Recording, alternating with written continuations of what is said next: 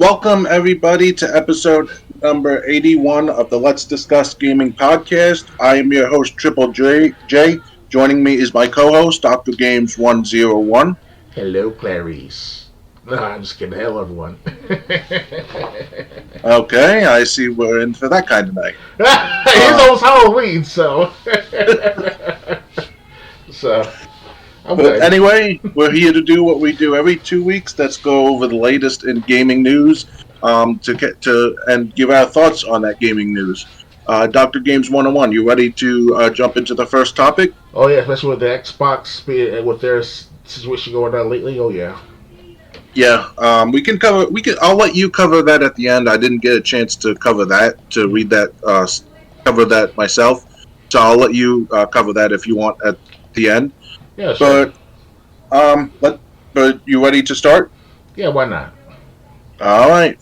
Here's the first story for tonight.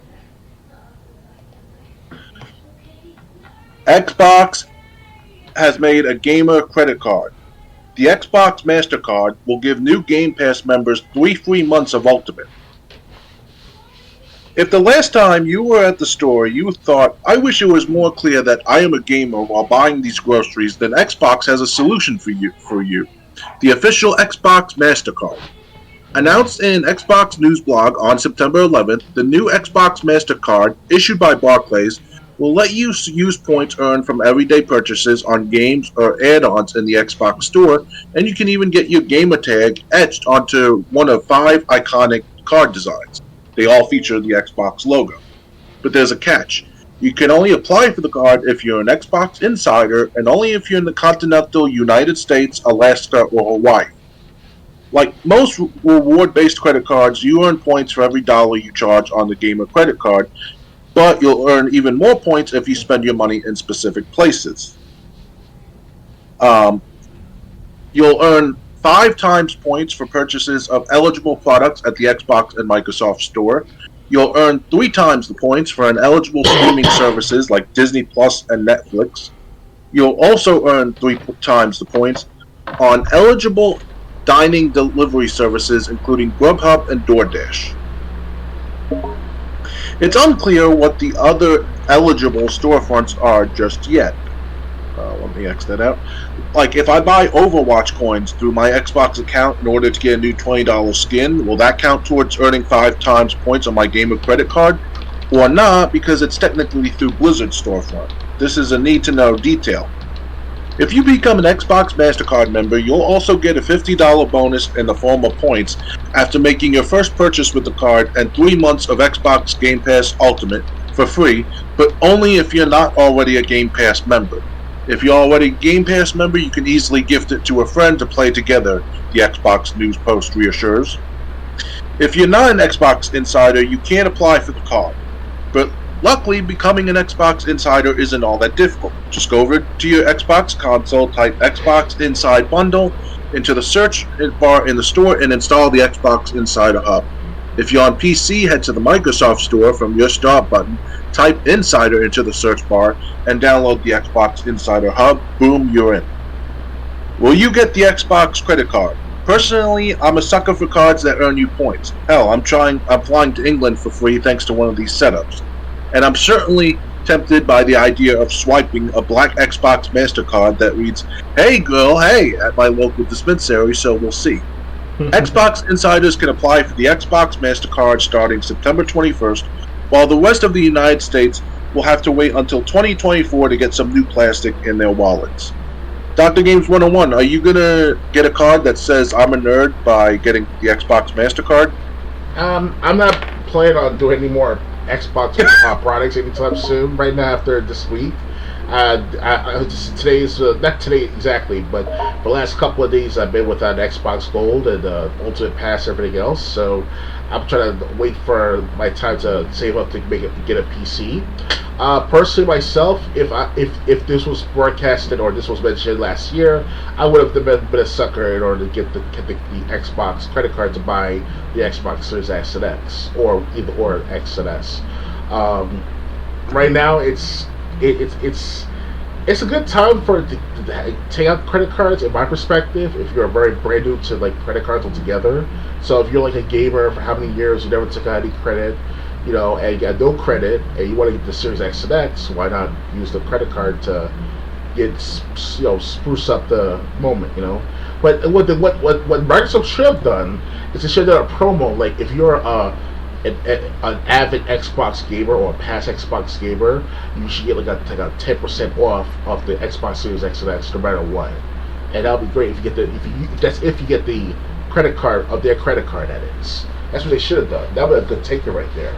But right now, it's like, as a person who's been subscribing for years upon years to Xbox, it's like I'm willing to move on to PC gaming for the time being. So it's like, I don't know. It's not. Imagine what's going on with Phil Spencer, what happened over the last few weeks now, what I hear, once we're watching the interviews of what Phil Spencer's been doing. I think it's like, not good for the long-term gamer Xbox gamer to continue with Xbox like that, with the credit card at least that. So. Yeah. I have to say, first off, I'm starting to wonder, can anyone become an Xbox insider? If so, what? Does that mean 13-year-olds, 14-year-olds, and 15-year-olds can get their hands on this card? Because if that happens, that's going to be a nightmare in itself. Yes. Because, I think back when we were 13, 14, 15. We didn't know the value of a dollar because we barely had our first jobs, if we had them at that time.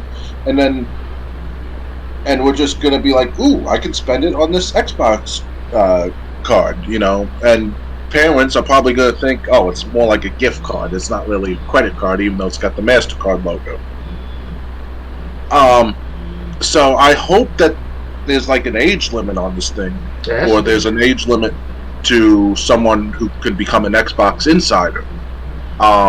Otherwise, I just see a big catastrophe coming with this card. And honestly, with me more stepping towards retro gaming, because the only game I don't really play that many games on my Xbox One anymore. It's basically for watching YouTube on my TV at this point. Yeah, I agree with Dr. Games 101. If this was even a couple years ago, 2-3 years ago, or maybe even earlier this year, like the beginning of this year, and this was coming out, it would have been awesome. But now, with me caring more about retro gaming, if anything, or just using my Xbox One to play 360 games, it's not something I'm going to be. It's not something I'm going to be excited for. Yeah, I will tell my tale though about being a 14-year-old. I did have my first job at 14 years old at the 99-cent store across the street from the Wallbounds in Valley Street, New York. It's still there last time I checked, but now the Wallbounds is no longer a Wallbounds, like some other supermarket that I've never heard of. So really, that was my first ever job on the spot. Yeah, I never told you directly. You talking about Domino's across the street from Wallbounds? No, the 99-cent store. Oh, okay. Remember that 99-cent store in that question Wallbounds over in Merrick Boulevard and I think it was Shaw Avenue. That area. Yeah, I remember the Wallbounds near Shaw Avenue. Yeah. Yeah, that's not too far from the Shaw Avenue school. And I'm sure you heard about what the incident happened that some kids got in that school overnight and took some computers too. That was an incident back that's 20 years ago now, at least. Oh wow! So, no, I didn't know about that. Yeah, it wasn't a big story on the news yet, or I must have missed the story on the news, but I heard it word of mouth. So hopefully that's not true, but it was kind of weird for those kids to do that. But other than that, that's a different story of itself altogether. It's a tech story, yes, but it's still a little not so related. But anyway, yeah, my first job was at that 99-cent and up store. I've got the owner's name though. I will admit that it's my fault, not to ask him for his full name. He was like an Italian. He was Italian or heavy set dude. I forgot his name. He must have definitely retired right now, like in some maybe he's an elderly right now person. Last time I checked, because I was like 14 at the time. He must be like at least 50, if not 60. So the owner was good enough to give me a job for a few days with him. And I like that. Got earned about like $50, $30, something like that. It was minimum wage. It was like $5, $6 an hour. So Yeah, Yeah. my first job, if I remember correctly, was Wheeler Avenue Deli, where I worked for a few months. Um, so yeah, I mean, but even then, I didn't have that job till I was like 16, because you can't work in a deli until you're at least 16. At least when I was a teenager. Yeah. Um, so it's I'm yeah. I mean, again, back to this card. It's just I see a lot of problems, and they're what we really need to know before we can comment on this. Because, like I said, you put this kind of card in a teenager's hands, they're gonna spend they're gonna spend the maximum and not realize what they've done. Yes. But here's the thing though, as students, as teenage students, we do have responsibilities somehow to ourselves still. So that's entirely our parents' fault because we weren't taught money in school, like the power of money. We attended business classes in college. Well, at least I did.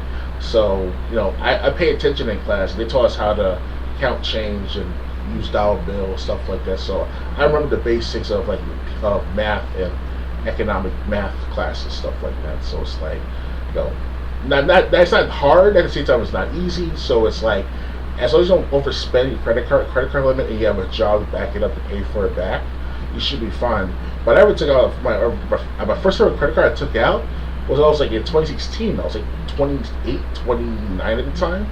So Oh yeah. wow. So I was frugal with my money since I was a kid. Yeah, my first credit card I got like shortly after I left high school. Because I had it but I didn't use it until I got to college. Mm. And then, like, when I needed like $80 for a textbook, I didn't have that in cash. I'm like, okay, I can use this card. I knew I was gonna have to pay it back and everything, but obviously I was paying my old college tuition, so I had a job at the time too. So, but yeah, like I'm saying, it's just I wonder if there's an age limit, and if it's not, it's gonna be a problem. If there is, they didn't say that in the article. Yeah. Ready to move on? Yep, I'm ready. All right. Next. NBA 2K24 gets stuffed by Steam reviewers. The basketball game now sits as the second worst rated title on Valve service, only behind Overwatch 2. One word comes to mind how Steam players are reviewing NBA 2K24. Rejection. Fans of the basketball series from Visual Concepts seem extremely frustrated that the PC version is based on the PS4 and Xbox One version of the game instead of the PS5 and Xbox Series X and S edition. IGN reports Steam players are also slamming NBA 2K24 for crossplay missing in some modes, as well as a ton of cheating. Only 11% of over 2,800 reviews are positive on the basketball game Steam page. Steam 250's Hall of Shame lists the sports title as second worst of all time, only behind Overwatch 2. One of the most helpful reviews on Steam comes from someone explaining how to get a refund on NBA 2K24. Keep in mind that review bombing is nothing new for Steam or other platforms. Overwatch 2 recently experienced a ton of negative feedback on Valve service, though many of those came from Chinese players who couldn't access their previous accounts for the shooter because of Activision's breakup with NetEase. This is another significant there's another significant difference between NBA 2K24 and Overwatch 2. The former hasn't even reached 3,000 user reviews, while the team-based shooter has over 118,000 user reviews on Steam. So it'll be interesting to see whether the basketball game bounces back at all with Steam players. NBA 2K24 launched September 8th on PC, PS4, PS5, Xbox One, Xbox Series, and Nintendo Switch. The basketball game's file size is reportedly larger than Starfield on Xbox Series. So, what do you think of NBA 2K24 basically being a crash and burn? It's some new news to me altogether. I was focused more on the Xbox aspect of the gaming community, gaming news, though. But yeah, this surprised me. I think it does not. You get what you deserve. These companies they're too greedy with the microtransactions every year with these sports games like FIFA NBA, NHL, and they keep like rehashing the same graphic system over and over instead of improving it over little by little over time like you're supposed to, like it was back in the 2000s.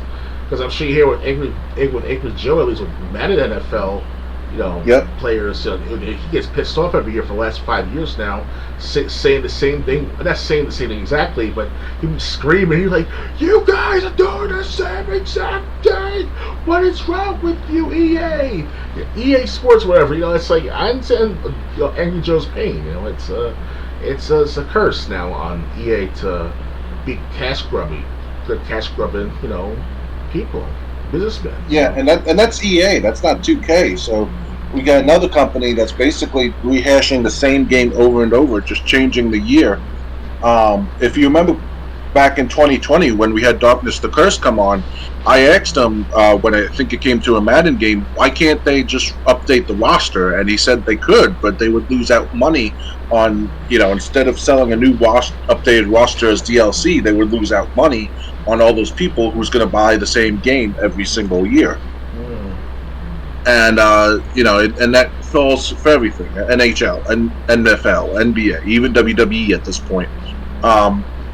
Although WWE does find a way to mix it up with Legends, but still, it's a roster update, not. So yeah, so NBA 2K24, it's basically people are just getting sick of these sports games not being as good as they used to be.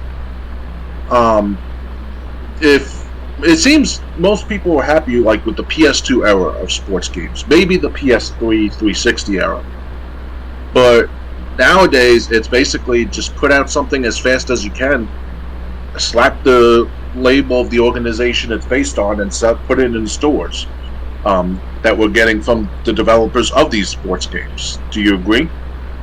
Yep, and that's all they've been doing for at least a good 10 years now, since 2010s, early 2010s and all. Before the 2010s, it was getting better and better, I hear, or at least that's what based on select few people like having other circles of gaming friends online back then at the time on the 360 system. But over the last 10 years, it's like it's a degrading benefactor of EA to sell the same thing over and over, and people just eat it up like it's nothing. And if anyone's out there or the audience watch and listen to this podcast and wondering should I buy the new Madden, the new NBA 2K after all these years?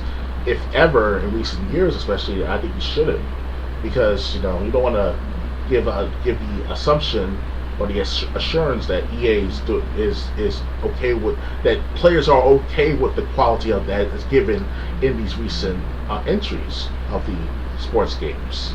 It's ridiculous after a while.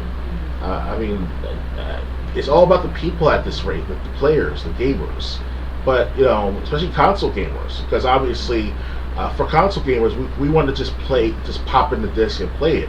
We're not into all the specs. We're not into all the razzle dazzle RAM and the graphics cards and stuff like that.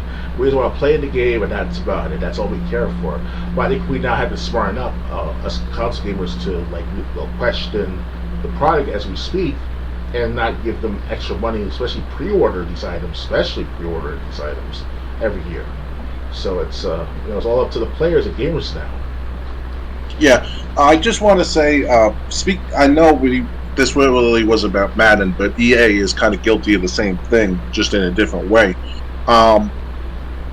The last Madden I liked how they did things was 2010. I heard 2011's not so bad, but in Madden 2010, when you went to a halftime show during franchise mode, they had this announcer in a studio. He was talking about your game. He was talking about other games.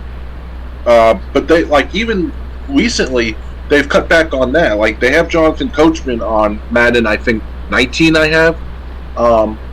But you don't see him in the studio. You just see the country, and Coach talks about what's going on in different games, including your game. But like I was hoping Jonathan Coachman would appear on camera. He doesn't. So it's kind of like 2010 did the halftime show better than 2019 does. Also, I played a basketball game a few years ago. I think it was something like 2013, 2014. It must have been like a Michael Jordan showcase in that year, because it starts you off like in a game from the early 90s controlling the Bulls before you even get to the main menu. And that was Michael Jordan's 50th birthday around that time too. I'm sorry? And if I remember correctly, that's Michael Jordan's 50th birthday around that time, 2013. Oh, okay. 2014. Yeah, so I mean, I guess they were showcasing. I guess he was like a showcase for that year. So it's that's cool. Also, sports games should have things like that. They should have more. They should have more games like more games should have features like that and modes like that.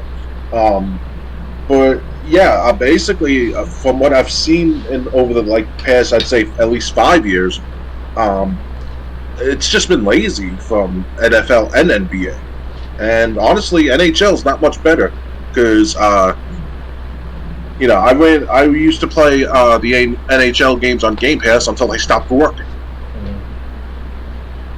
I wouldn't be able to get at certain menus. I wouldn't be able to start an exhibition game for whatever reason. And it's just like, and then these developers can't understand why their games get torn apart by video game players. Oh yeah, I hope that people like Angry Joe are more vocal to other players in the sports gaming community altogether, whether it's NHL, NFL, NBA, hell, even racing games like F1 racing, if ever, I don't think it's not as bad as an F1 racing games, like was it F1 Formula, if there's the brand still's out there for yearly racing games. But other than that, just the basic three, wrestling, football, and basketball, they get together and, I used to call it a boycott, yeah, it's the best way, but console gamers also have to be smart with their money now more than ever, because yes, the pandemic's over officially this year. The economy is somewhat stale a little bit, so it's not all that great, but I see it's not all that bad. So you gotta be frugal with your money now. And I'm not no financial advisor, of course, but to say the fact that as a gamer in my 30s, it's like I gotta worry about finding more avenues to play better games on, at this rate. Because Xbox is not doing so well. The Steam sales of those games are not doing so well with the sports games and all. So it's time to try to find another dynamic in our ways and means of gaming. So yeah, I think sports games illustrates the point that I'm going to make next better than almost any other genre. I think retro is the way to go. You get a sports game from the 2000s or even early 2010s, you're probably gonna have a much better time than the most recent sports game from this year. Mm-hmm. That's my opinion. Ready to move on? Yeah, ready. All right. Next.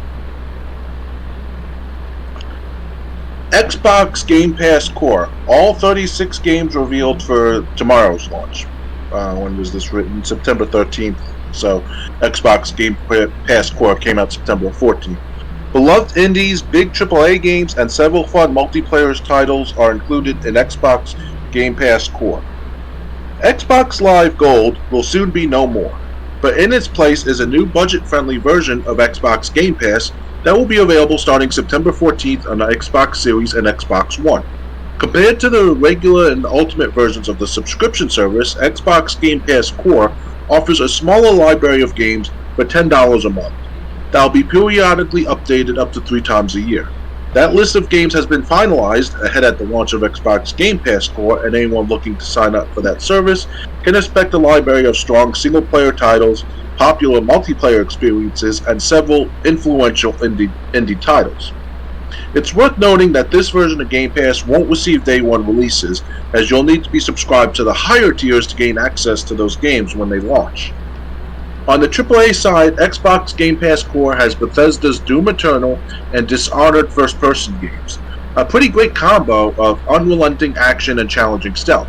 For first-party games, Microsoft is offering a wide number of Xbox exclusives. Forza Horizon 4 offers picturesque racing in the British countryside. Gears 5 is cover-based shooting with blockbuster visuals. Hellblade: Senua's Saga is a haunting action game that'll keep you on the edge of your seat. And Psychonauts 2 has that double-fine magic of creative level design and endearing characters. The third-party selection of games includes some of the biggest hits of the last couple of years. Power Wash Simulator is still a terrific and meditative game in which you're tasked to pressure wash homes and vehicles. Dead Cells is pure, just one more one fun. And Vampire Survivors turns you into a tornado of fireballs, whips, and the infinite void of space itself as you take on hundreds of monsters.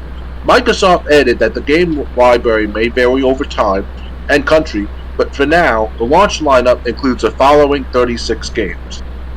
They are Among Us, Astroneer, Celeste, Dead Cells, Descenders, Dishonored 2, Doom Eternal Standard Edition, Fable Anniversary, Fallout 4, Fallout 76, Firewatch, Forza Horizon 4 Standard Edition, Gang Beast, Gears 5 Game of the Year Edition, Golf with Your Friends, Grounded, Halo 5 Guardians, Halo Wars 2, Hellblade: Senua's Sacrifice, Human Fall Flat, Inside, Limbo, Ori and the Will of the Wisp, Overcooked 2, Payday 2 Crime Wave Edition, Power Wash Simulator, Psychonauts 2, Slay the Spire, Spiritfarer Farewell Edition, Stardew Valley, State of Decay 2 Juggernaut Edition, Superliminal, The Elder Scrolls Online, Teenage Mutant Ninja Turtles Shredder's Revenge, Unpacking, and Vampire Survivors. In addition to the games offered through this service, core subscribers also gain access to online console multiplayer, deals, discounts of up to 50% off select games, and access to free play days for select games. For regular Game Pass subscribers, September has been headlined by the release of Starfield. Liza P will be available on September 19th, and Game Pass reveals will be announced at Tokyo Game Show on September 21st. So what do you think of this lineup for the Game Pass Core tier? Well, they came at the right time of me losing my subscription altogether for the September 14th. So, bad timing on Microsoft's part because of my situation. If they did this back 3-4 months ago, I could understand that, a must-have to keep on to the services. But at this rate, though, my goal is to try to, by next year, to get a new PC, at least spend about, I would say about up to $1,500 worth for a processor to pay good games like Apex Legends and Little Nightmares, so games like that I pretty much own from on Steam for how many years so far, especially with Tomb Raider games that I've been owning for years. But yeah, it's a new system for new gamers, especially to those who are older, who've been around for how many years, 15 years like I have. It's kind of bye to me. It's I'm not coming back anytime soon. I will admit that. So it's tempting at first, yeah, but with all what Phil Spencer still was saying for the last several days now, weeks, I've been hearing. This is obviously a word of mouth still, but I'm sure you can look this up on any given time in the next few days. But Phil Spencer said what's discouraging players and myself say, "Oh, we're sorry, gamers. We're sorry about Starfield. We're sorry about Redfall. Well, we admit defeat, and also hear that by 2026 it's going to be the last year Xbox or the Xbox brand will be available to the public. So that means is that whatever Xbox is doing right now, within the next 3 to 4 years at the most, by the end of the 26 year, the 20th anniversary of Xbox brand, that's when they're gonna see if they continue with the product or not. So because they haven't made any money since the release of this the Xbox brand back in November 2001. So it's a make it or break it for Xbox for the next 3 years, as far as have people buying the consoles, have people buying the services, and try people to go to the cloud services and things that matter too. Which that was a horrible, in my perspective, the cloud gaming is not all that great as it's supposed to be. because they've been mentioned as cloud gaming for years. Back as early as back as 2013 when I had the 360, and my mom she gave me the Xbox One in Christmas of 2014, 2013, give or take. So back then, of course, it meant something to keep buying Xbox, but now it's like, Phil Spencer admitted defeat, and the Xbox sales, the profits, they're not as strong as it's supposed to be. Well, that's it for Xbox then. That's it for the Xbox division of the Microsoft brand, or the Xbox brand of the Microsoft company. Microsoft will still be around, don't get me wrong, for as long as they can be. But they're not making no money, they never did for years now, easily. So, on the Xbox brand, that is. Okay. Yeah, I'm just. I actually wrote a blog entry about the Xbox Game Pass Core replacing Xbox Live Gold. I'm just going to cover I just want to cover part of it because I wrote down what was my favorite about a few of the games on the service. So, anyway, if you love first-person, so this is what I wrote. If you love first-person shooters, there is no excuse not to try Doom Eternal.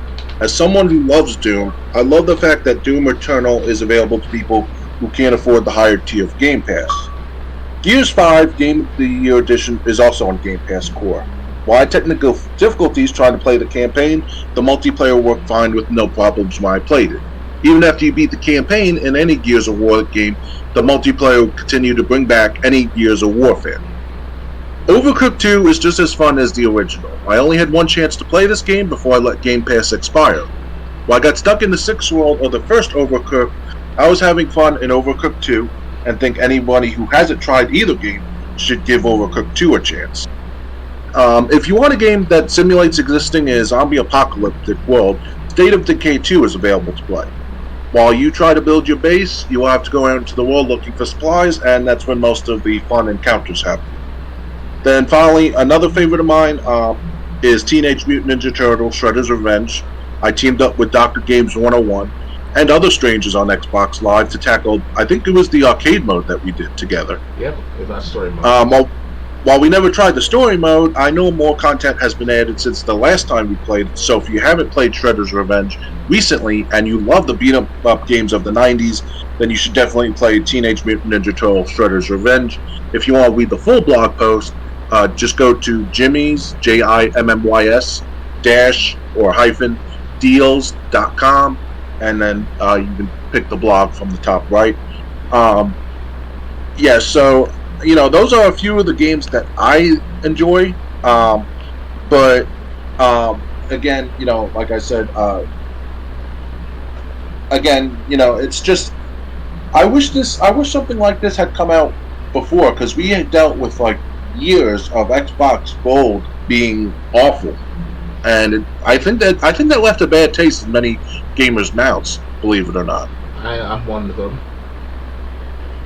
Yeah, so the worst thing they ever did was when they got rid of 360 and Xbox original games. I wish they had just went back through the original rotation and started offering the games that were first available in 2013 and 2014 for people who didn't have Xbox back then, or wasn't paying attention to the games with gold back then because people didn't know what it was. Oh yeah. That's what I would have done if I was in charge of Xbox games with gold. But again, this Game Pass Core, there's definitely games on there that I would play and that I enjoyed playing. It's really just a time thing, and it's really just I don't have the money for an online service that's month after month. I have to pay. I'd rather buy a game, purchase a game and have the right to play it as much as I want. Dr. Games 101, you got anything else to add, or ready to move on? I would like to say this though. It's good. Whoever's going with this new launch of the Xbox Game Pass Core, they try to do it just in time for the holidays of this year, and hopefully Black Friday, when that rolls around, they might have like special offers for newcomers, or at least for returning people. Personally, myself, it's too late for me to go back to Xbox now, in my opinion, or my own free will as a gamer, let alone a consumer. Like Phil Spencer said himself, he publicly said to the public on YouTube, especially other YouTubers, what's it, Geeks and Gamers, and Bethesda and Bloomberg, the Bloomberg news report, the news stations. They would talk about this like, oh, we admit defeat and all. Like it's over at this rate for Xbox for it to reinitiate or reinvigorate the brand now. Whatever, if they want to make a profit for the brand, they have to do some drastic actions, which they have now done. But now it's like 3 years is such a short time. But at the same time, it's a good enough time span for them to see where will this go. This new Xbox core brand, or Game Pass core, it's called. Excuse me. So let's see what happens the next couple of years from now and see what happens. So I'm ready. All right. Yeah. I do have to say, I do want to say this. If they're admitting defeat, it sounds like Xbox is shutting down, or will be shutting down, depending how the next 3 years go. That's going to be scary if 2027 rolls around and the only choices are Nintendo Switch or Sony PlayStation. Oh yeah. You don't even have Sega making systems anymore to be the third party, or third company. Unless Sega decides, Sony's out of the picture. Let's try to take that spot, or Microsoft, is out of the picture. Let's try to take that spot. But if they don't try that and Xbox has to bow out, that's not going to be too good in a few years' time. Oh yeah. Anyway, yeah, me too. So let's move on. Mario. A lot of information or stories are coming from the Nintendo Direct, which happened. Mario vs. Donkey Kong making a return on Switch. The Mario vs. Donkey Kong puzzle series that debuted on Game Boy Advance is returning on Switch. The new entry in the series has 3D visuals and uses contemporary Mario and Donkey Kong visuals. Like the previous titles, Mario must collect mini Mario robots and defeat Donkey Kong. The game will also feature local co-op. Mario vs. Donkey Kong releases on Nintendo Switch on February 16th. For our review of the rather different Wii U entry, head here. Did you play any of the Mario vs. Donkey Kong games on Game Boy Advance? Only on the Game Boy Original, which is the Mario Donkey Kong Jr. That's like one of those platforming games where you have to throw the barrels and use the hammer and such. So I still got those games still in my possession to this day. And they were actually one of the best games for the Game Boy, especially for the Game Boy Color at the time too. Okay. Yeah, surprised I still got them to this day. Hopefully it still worked after. Last time I played my Game Boy games was at least about 2 years ago now. So I hope it still works. Other than that, that's the only games I can think of when it comes to the Mario and Donkey Kong in them. So. Yeah, I have to admit, I never played this series, the Mario vs. Donkey Kong series. Even though I'm a big fan of Mario games, that's one series that's just eluded me.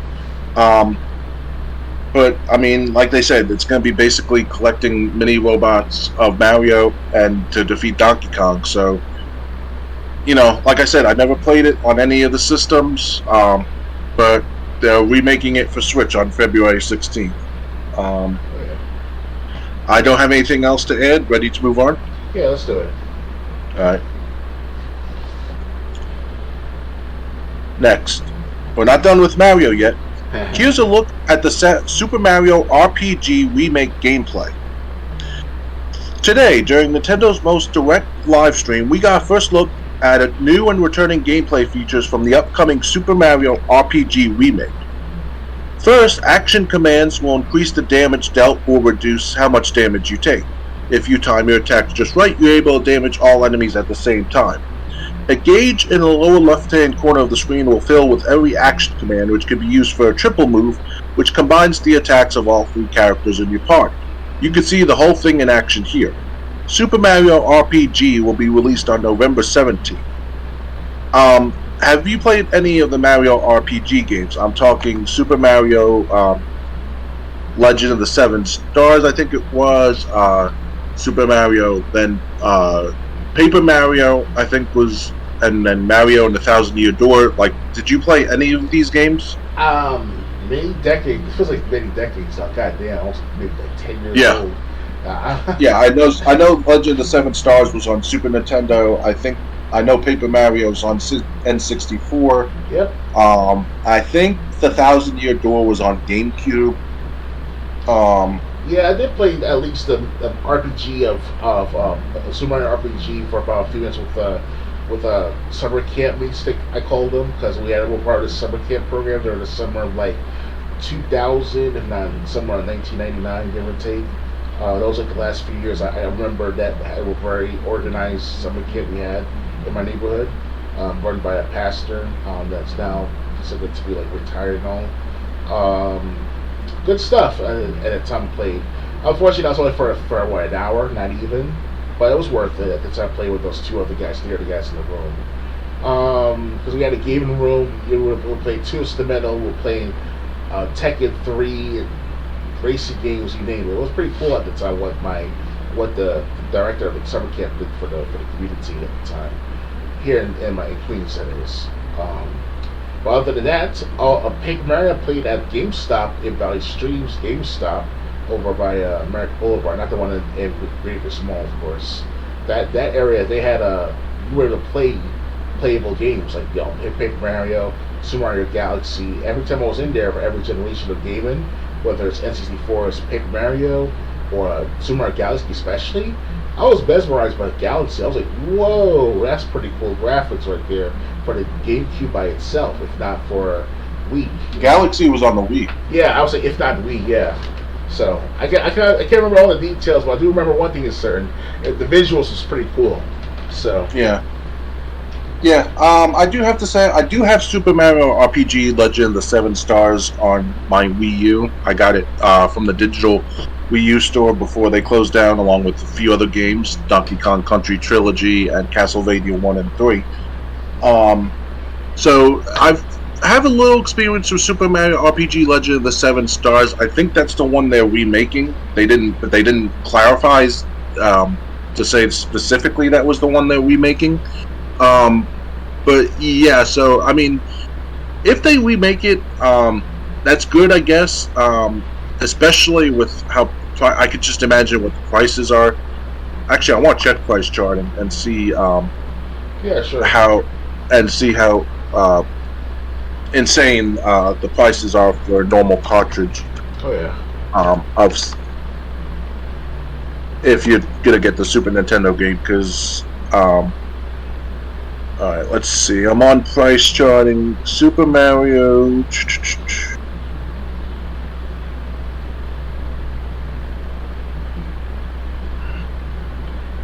Let's see. Super Mario RPG Legend of the Seven Stars. Okay, these are the prices.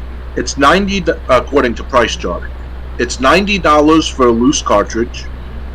It's $400 for a complete in-box price.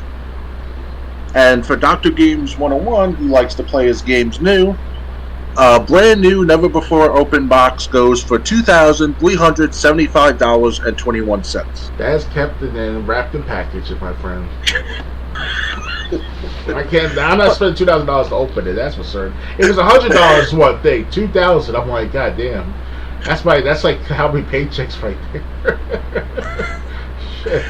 Well, for you, it's a couple of months' paychecks at least. At least, yeah.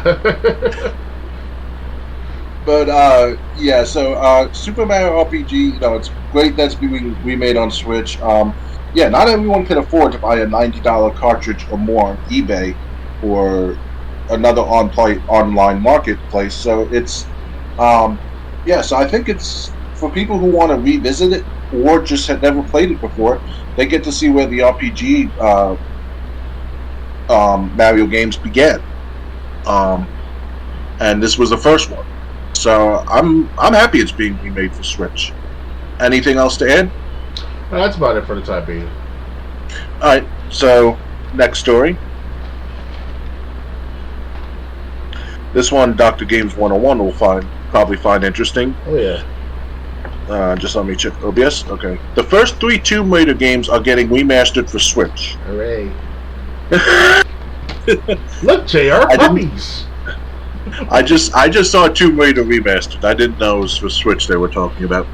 Yep. Tomb Raider 1, 2, and 3 are coming to Switch with visual overhauls, but will otherwise retain the same gameplay. In fact, you will be able to switch back and forth between the old and new visual styles. Tomb Raider 1, 2, and 3 Remastered will be available on Switch Valentine's Day. Okay. Any thoughts? I know you're a big Tomb Raider fan, at least of the originals. Yeah, the first 3 were okay. The first 3, I have to say, were like the most impactful of my life because I have to think like a fucking logical man with a Tomb Raider Lara Croft figure like that in front of me. So it's kind of like, you know, so it's kind of like you have to think like at the same time, you know, it's like that. You know what I'm saying? Like, so you have to do the platforming. You gotta find this code, find this key code, while staring at Lara Croft, and to you it's like something from National Geographic. So it's like, you know. Dude, she was polygons back then in the original PlayStation days. Exactly, that was back then, of course, 25 years ago, my friend. I mean, like, you understand, like, you know, it's different times back then. You know, our fathers were into Playboy, now we're into Tomb Raider, and now the kids, I don't know where the kids are going on, but you know what I mean, you know? Yes, this is a subject better not explored when you're talking with Dr. Games. I mean, I could just imagine. I don't know if you played like any of the Tomb Raider games that came out recently, like over the last 5 years. But if you've at least seen them in gameplay, how do you think Lara Croft looks now? I mean, yeah, it's different now. It's like, you know, she's just a dirty version of herself. It's not turned on. It's not like, you know, listen, you know, it was, you know, like, because she doesn't have the ha-has and the ba-bas, you know.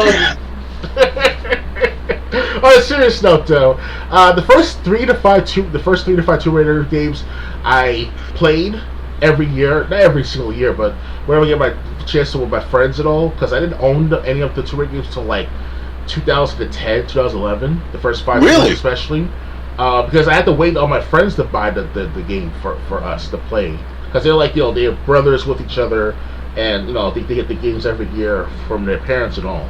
Depends on who I'm talking to or who I'm hanging around with at the time. But after the 25th anniversary sale on Steam, I got all the Tomb Raider games on my Steam profile right now, my Steam account. And the only thing I'm waiting for after Tomb Raider 5, after the first 5, is to play the reboots on my PC, because they require a lot of, you know, information, a lot of processing speed. So I spent about $40 on that bundle from Steam's sale. It was worth it too. So thank God I did it. I also have the first 5 Tomb Raider games on the PS1. So either or. The only difference is that you can save any time on the PC version, while Tomb Raider 3 on the PS1 version, you have to save every save game crystal you find. So it's a bitch at the time for Tomb Raider 3. And I'm not sure about Tomb Raider 4 Last Revelation on PS1, and Tomb Raider Chronicles, I played on the first 10 minutes of that game so far. So I think I played a little bit of Tomb Raider Chronicles, which is the 5th game in the series. I remember liking it, but I only played it once. Yeah, I could play anytime I want to with these first 5 games, especially on the PC of the Steam account and all. But after that, you know, right now it's a mixture of like going back and forth between Tomb Raider 2 and 3, because Tomb Raider 2 on the Steam, they don't have the proper controller support, because no matter how many times you change it, how many times you configure it, or what's out there for people, it's too old to configure the control settings for the Xbox One controller, let alone for any controllers, the Switch, the PlayStation 3 or 4 or 5. So, you know, it's not supported at all, and you know, it's hard to find those type of settings for Tomb Raider 2. But Tomb Raider 3 works very well with your older with the Xbox One 360, PS4, 5 controllers, no problem. So it's pretty good. I get hooked onto to where doing all those moves and killing those bad guys and all. Use the boat, use the quad bike, go against the T-Rex dinosaur in Tomb Raider 1 and 3. So what I remember, because it was hard to defeat the dinosaur for the first time in Tomb Raider 1 when I first encountered it ever. I was like, damn, I'm going to kill this dinosaur with pistols, you know? So it's... Didn't you start doing I don't know if you finished it, didn't you start doing a video series of a Let's Play of Tomb Raider? Tomb Raider 1, yes, I did that. I finished it actually like 2 or 3 years ago. Okay. I only remember like one video of it, so I wasn't sure if you finished it or not. It's on BitChute. All the parts are on BitChute. That's where I record everything. And okay. Yeah, I have to say, guys, if you want to think and to give yourself a lively experience of like avoiding obstacles and dangerous traps and all, by all means, go for the next bundle of the next Tomb Raider sale, if ever, you know. Not sure what would happen, but that's how I got my Tomb Raider games. I got them on sale. Well, the PS1 version, I got the first 5 of them for about $10 at some. Tomb Raider 3, I think I got that from one of those outlets in Madison Square Garden in Manhattan. Because every year or two they have these special sales at the Garden for like $10 for the PS1 games at the time, $5 for Super Nintendo games, stuff like that. So it was pretty cool at the time. I don't think they don't do that anymore. It's been so many years ago. That was like 2000 and 2004. I went to that place because I got my actual mint trench coat. My own trench coat that I got for my mom's money and all. So it was pretty cool that mom offered me some extra money to buy a game there. And I told her about the mint coat, or it was a mint coat. It was some sort of coat where it was like a special material, like a wool or fabric or like a mint. I can't explain it. It was such a long time ago, guys. Oh man, it's worth it. It's worth it going to that center, to that place in the Square Garden between somewhere to November or December, right before Christmas ends or something like that. So. Yeah, it's a long time, guys, but I had good times with the Tomb Raider games back then, and still to this day. Last time I played Tomb Raider was Tomb Raider 2, a month or two ago, during the summertime. And all I have to do is use keyboard and mouse, or keyboard only, no big deal. I prefer with a controller, though, PS1 controller, with a dual shock. But if you want to get the PS1 experience, go get the PS1 experience. So that's how I feel about the Tomb Raider games, Well, other than that, yeah, it's good that Switch is reinvigorating a new audience, a new fans to join the fray. Tomb Raider games, I like Switch doing that. Yeah, so it's the first 3 are going to be remastered on Switch. That's going to be great for people who, because keep in mind these games came out, 25 years ago. Any young gamer who tried the original Tomb Raider or the first 3 Tomb Raider games would probably be turned off by the graphics. So the fact that they're going to be remastered but keeping the same gameplay, I think that's the way to go to introduce new gamers around from today to the old Tomb Raider games. Oh yeah, it's just like the 20th anniversary of Tomb Raider that came out back about 10 years ago. Back around the year 2010 or 2012 or 13, give or take, it was available on the 360 for about, I would say about $25-$30. So it was worth it, I don't remember that, but I think a new Tomb Raider game had come out just at the time. It was like a reboot of Tomb Raider.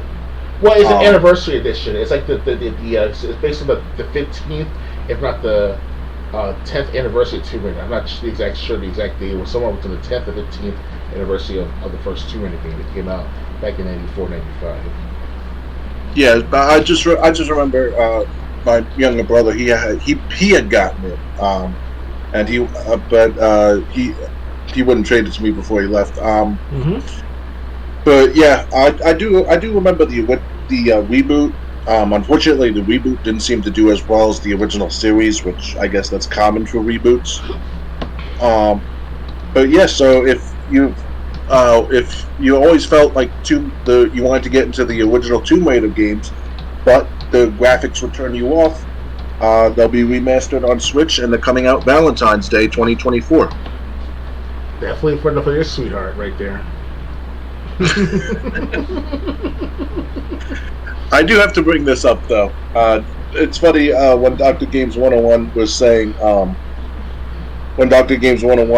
he had to make the right choices. I was just having flashbacks. Do you remember a game that was supposed to come out that ended up getting canceled called Gamer Girl? I heard of something like that before. Tell more about that. Basically, you control this girl who was like a streamer.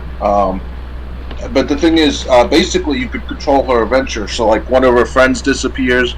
You could choose either she goes and investigates what happened to her friend by herself, or she gets another friend for backup, then investigates. Honestly, I probably would have picked the more interesting option, going there by herself. But, so I probably wouldn't have made the smartest decisions had that game come out. Hey, pick the more interesting one. Why not? It's just a game, after all. And it's just when Dr. Games 101 was talking about that, it just made me think about that for some reason. Making the worst choices on purpose. Anything else to add, or ready to move on? I just want to say, with a clear sight right now, I'm sorry for reminiscing the past and thinking about girls at the same time with this Lara Croft character, because she's one of the she one of the best female characters of all gaming history, in my perspective. And because it's like the ideal girl. She's smart, she's intelligent, she's good looking, she got the right features, the attributes. She can jump and flip and you name it, and still can read study archaeology with no problems. It's kind of fucking crazy right there to have that all in one of the ideal woman right there. That's like a true English woman right there to have. So keep that in mind, guys. See if you want to find your first mate, or any mate you want. Yes, I'm sure a million people would love to have a Tomb Raider Lara Croft girlfriend, especially if she looked like Angelina Jolie, who played her in the Tomb Raider movies. Yeah, but I got those on VHS too. But I don't think that's going to happen. And make sure it's not Tomb Raider, and make sure it's not Lara Croft from Tomb Raider: Angel of Darkness. Oh my god. Oh yeah, that game. I was like, what the fuck? I was in college at the time playing that game in my PC cyber cafe that we have in our college, upstate New York. Right. And I'm like, wait a second, why am I still playing this game? I know it sucks. The review said it sucks, and I'm trying to play it, and I'm just seeing the ragdoll effects, and I'm like, what the hell's going on here?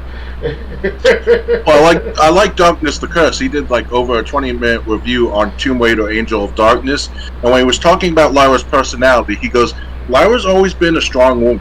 Lara's always been a no-nonsense type of person, but none of that translates being a total fucking bitch the whole time."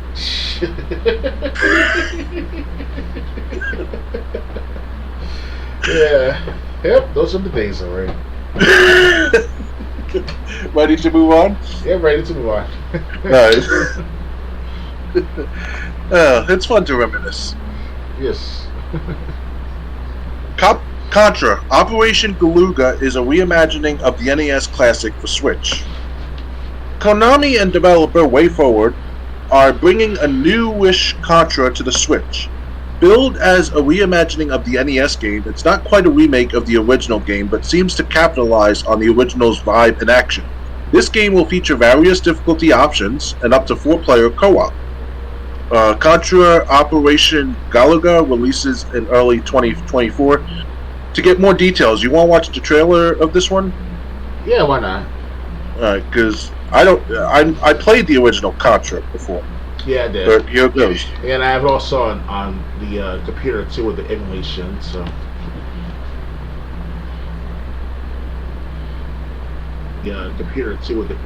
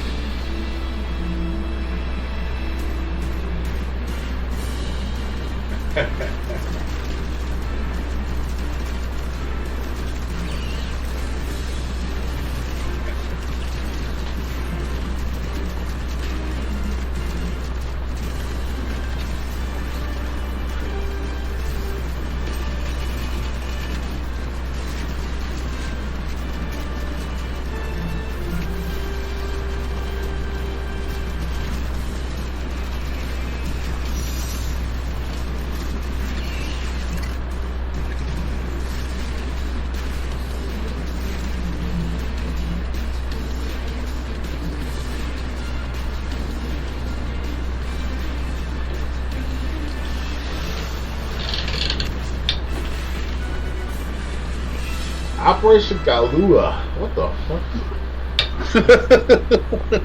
It's just like that fucking Contra game that came out back on the Xbox One back at least like 7 years ago. That was free games with gold. I'm like, what the hell is that Contra about? So, since you've seen it, what do you think of the new Contra being called a reimagining of the NES game? It looks all right. I mean, it's better. I have to say, it looks better than the one I saw from like that got on my Xbox One on part of Games with Gold or Game Pass. I was like, when I played that game on the Game Pass, I was like, what? And guys, it was this Contra game about? Like, it's not the same Contra that I grew up on, and it's like a totally different. Like, it's like one of those the 3D 3D model type of shooters, but it's not 2D, so it's kind of like weird the feeling. I can't explain it. It was weird. I didn't get much fun out of that Contra game, but just by looking at this one, if you played in the trailer just now, I have to say that it looks slightly better. So I see more hopes and dreams for that game to be okay to sell. It may not be the best Contra game, but it's something to show to the newer generation of gamers to like, hey, this is what we grew up on. I hope you like it in your own standard or in your own perspective. You know. What do you the Contra games you played? Which one was your favorite? I think it was the one for the Super Nintendo. It was Contra 1 or Contra 2. I think it was Contra 3, because first it was Contra, then it was Super C. Both were on Nintendo, and then I think it was Contra 3, the Clone Wars or something. Oh, because it was like a side-scrolling 2D model type of shooter. Yeah. And, well, the first three were so. Okay, so I can't really remember which one it was. It was last time I played the Super Nintendo emulation game, so Contra was about at least 15 years now. It's been 15 years I haven't played that game in a while, and I still have a copy somewhere on my other hard drives. I saved copies of it on different hard drives over the years, and so far I've got about. I should still have the same emulation file on my computer of this stuff I'm using right now to talk to you guys on. So I can't really had to look for it first. If not, then I still have it saved on other hard drives, so it's no big deal. As long as I have copies of it for future reference, that's all I care about. But one day I will try to replay Contra again on the emulation. If not, just get a Super Nintendo copy for about $5 at some flea market. Because dude, there's some flea markets out there will sell dirt cheap Super Nintendo games, and if not PlayStation 1 games especially. Back then, that is, because back in 2000, 2001, I was like 13, 14 at the time. I went to Timothy Lake. It's in the Poconos in Pennsylvania, and they have like flea markets of the weekend selling like games for like at the cheapest, like Fear Effect 1, because the Fear Effect, they come out with the Fear Effect reboot for modern audiences, modern gamers, sometime next year or two. And the one I'm talking about, the original one for the PS1, they were selling it for not even $20 at the time. That was good pricing for a brand new Fear Effect game at the time, because usually most games back then were selling for $50. So whoever these sellers were, they were either stupid. I'm not trying to insult them, but not stupid, but they were like very confident that it would not sell, or they just don't know much about gaming, or they just like, oh, screw it, I'm not going to make money off of this game anytime soon because of the because there's no market for it. So it's all worth it, Well, I'd say YouTube really helped the retro game market actually be a thing. Yeah, this is back in 2000, before the YouTube was even around. So you have to rely on word of mouth and also timing too. It's one thing to say to one gamer out there like, "Hey, go to this flea market in Pennsylvania in Timothy Lake area," but it's all about timing too. Like you have to find the right seller, the right timing, because that seller can be either gullible and or just doesn't care about the product because they know they can't there's no market for it at the time. So it depends on where you go in the country. So because the northeastern of the United States of flea markets, you're gonna find good sales. Some sellers out there. If you can still find flea markets around, I mean, they're still around. They're still around, but they're not as common as they used to be. Yeah, because of inventory is all digital now. But still, there are some gamers out there like me willing to spend like $10 for I don't know, fucking like Crash Bandicoot 2 for about $10. Brand new. You never know. It's possible to find it. It's just you have to look around. Yeah, look hard and long. Well, I was just looking up the original Contra on Facebook Marketplace. I was finding cartridges of the original Contra for $35. On price charting, it's saying the cheapest cartridge around available is $30. Okay. For the original Contra, but I want to see if I can. I've got two. This is the year 2023. It's not the year 2000, so that got including inflation. So. Well, Contra 3. I just pulled up the Super Nintendo one. Okay, $45 for a loose cartridge of the third Contra. $168.75 for complete in box, and $425.67 for a brand new one. Mm-hmm. So Contra 3 is not even expensive as I thought. It's not that bad for price for those type of games too. And I'll just check up Super C before. Super C, it's about $20 loose for the Nintendo, $123.38 for complete in box, and nearly $900 for brand new. So not so bad when you're talking about the loose ones. Oh yeah. I do have to say, Contra. While I never grew up with Contra, I did get into it during my adult life. I played the original. I never beat it, even with a 30 life code. But it's one of those games that I always would go back to and love to try again. Oh, yeah. Super C, I hated that they changed the 30 live code to a 10 live code. I wish they had just left it as 30 lives. And then I played Contra 4 on Nintendo DS. I used to have that for a while. And that was... Can you hold on for a minute? Huh? You're still talking. Hold on for a couple minutes, a minute or two. I'll be back in a minute.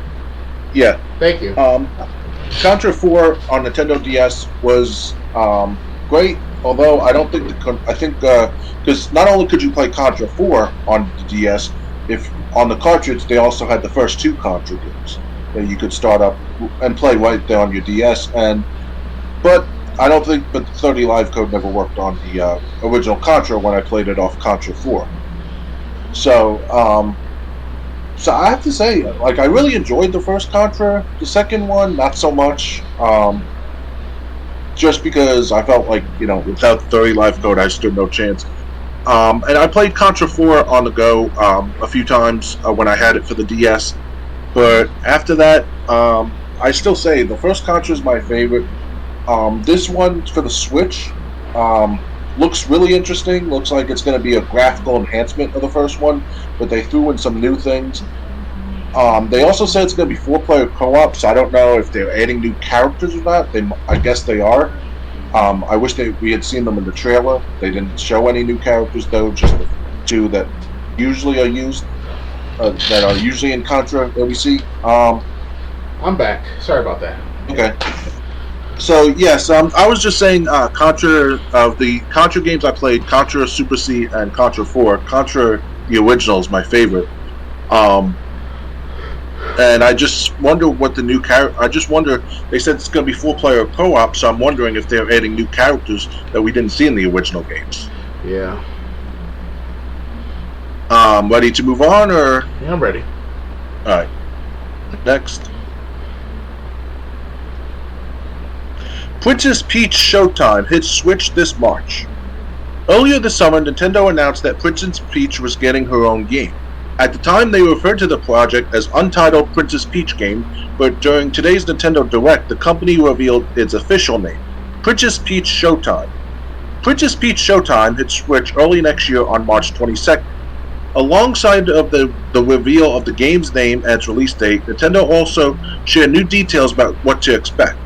Princess Peach and some Toads took a trip to the Sparkle Theater to see a play, but when the Wicked Grape and the Sour Bunch arrive, it's up to Princess Peach to save the day.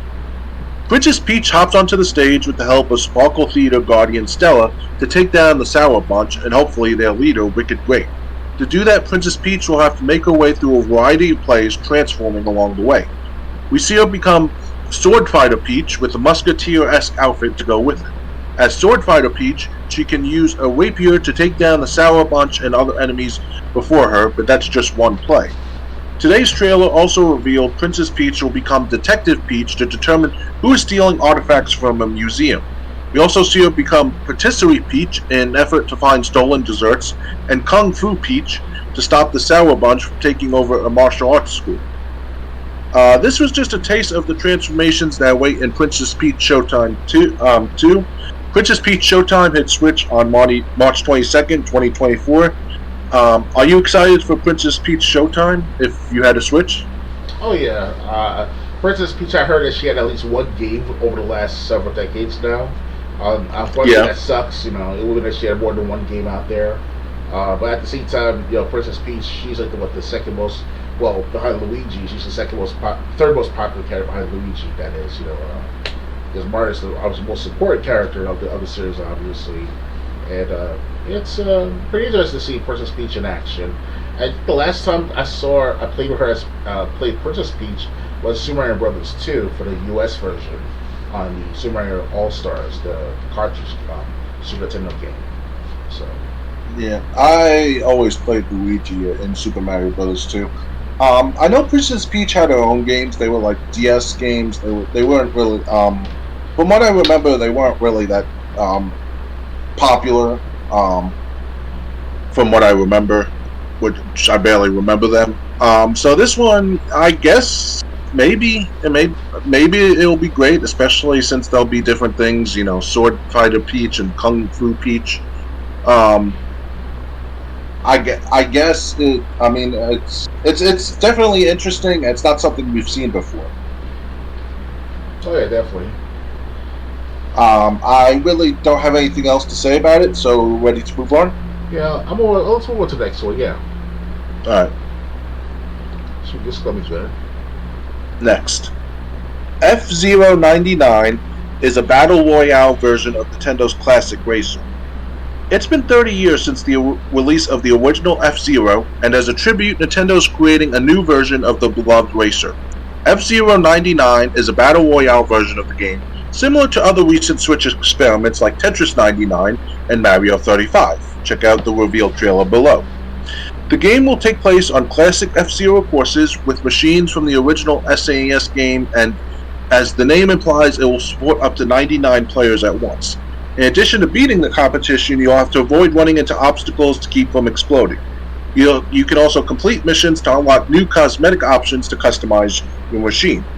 For more Nintendo Direct news, did you play F-Zero as a kid?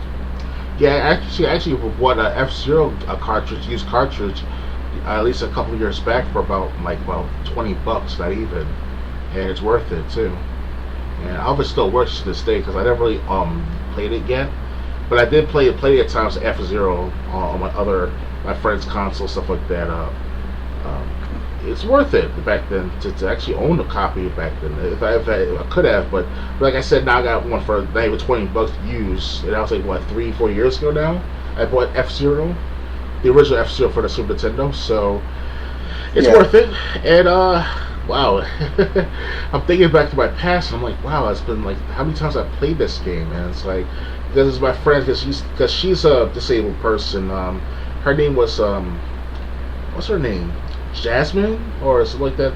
They weren't really close like that, enough like that. It's just that we were just friends through our parents and all, because they grew up with each other spending time with each other at the time in the 90s and the 2000s, and well worth the trip. Going to her place and hang out with her siblings, me personally, and then their friends. So we all had a good time playing F-Zero. We were playing Crash Bandicoot and stuff like that. So that was good stuff back then. I wish I was still in contact with these people, but I don't know what's going on with them after them. I think they moved out of the island somewhere years back. So because it was getting expensive, the price and all. So yeah, good times with F-Zero. Yeah, I played F-Zero. I think I had it on when I was able to emulate games and connect my controller to my laptop. I was able to do it to my old one before it died. I think I was able to beat the first circuit. The only other time than that I played F-Zero growing up was when my friend had it for Super Nintendo. So I mean, I just hope this F-Zero 99 is actually going to be something that sticks around. Because what I hate what Nintendo does with these games like Mario 35, Tetris 99, Mario 35 especially. Mario 35 was online for 6 months, and then they cut it. And it's like, if you didn't have a Switch and you didn't capitalize right away, you weren't going to be able to play it. And I'm just wondering, well, with Nintendo's track history on Battle Royale games, their old properties, is F-Zero 99 going to be here and then gone? Or are they actually going to keep it around? Oh, yeah. But if you already have a Switch, and you like the F-Zero games, definitely I would try F-Zero 99. And if you haven't played the F-Zero games, you definitely should try them out. I don't know if the original's on the Switch online service, or if there's I think there was one for N64 too. But anyway, if any of the F-Zero games are on the Switch online service and you're a subscriber and you haven't tried the games out before, definitely try them out. Oh yeah. Anything else, Ed, or ready to move on? I'm ready to move on. Alright, next.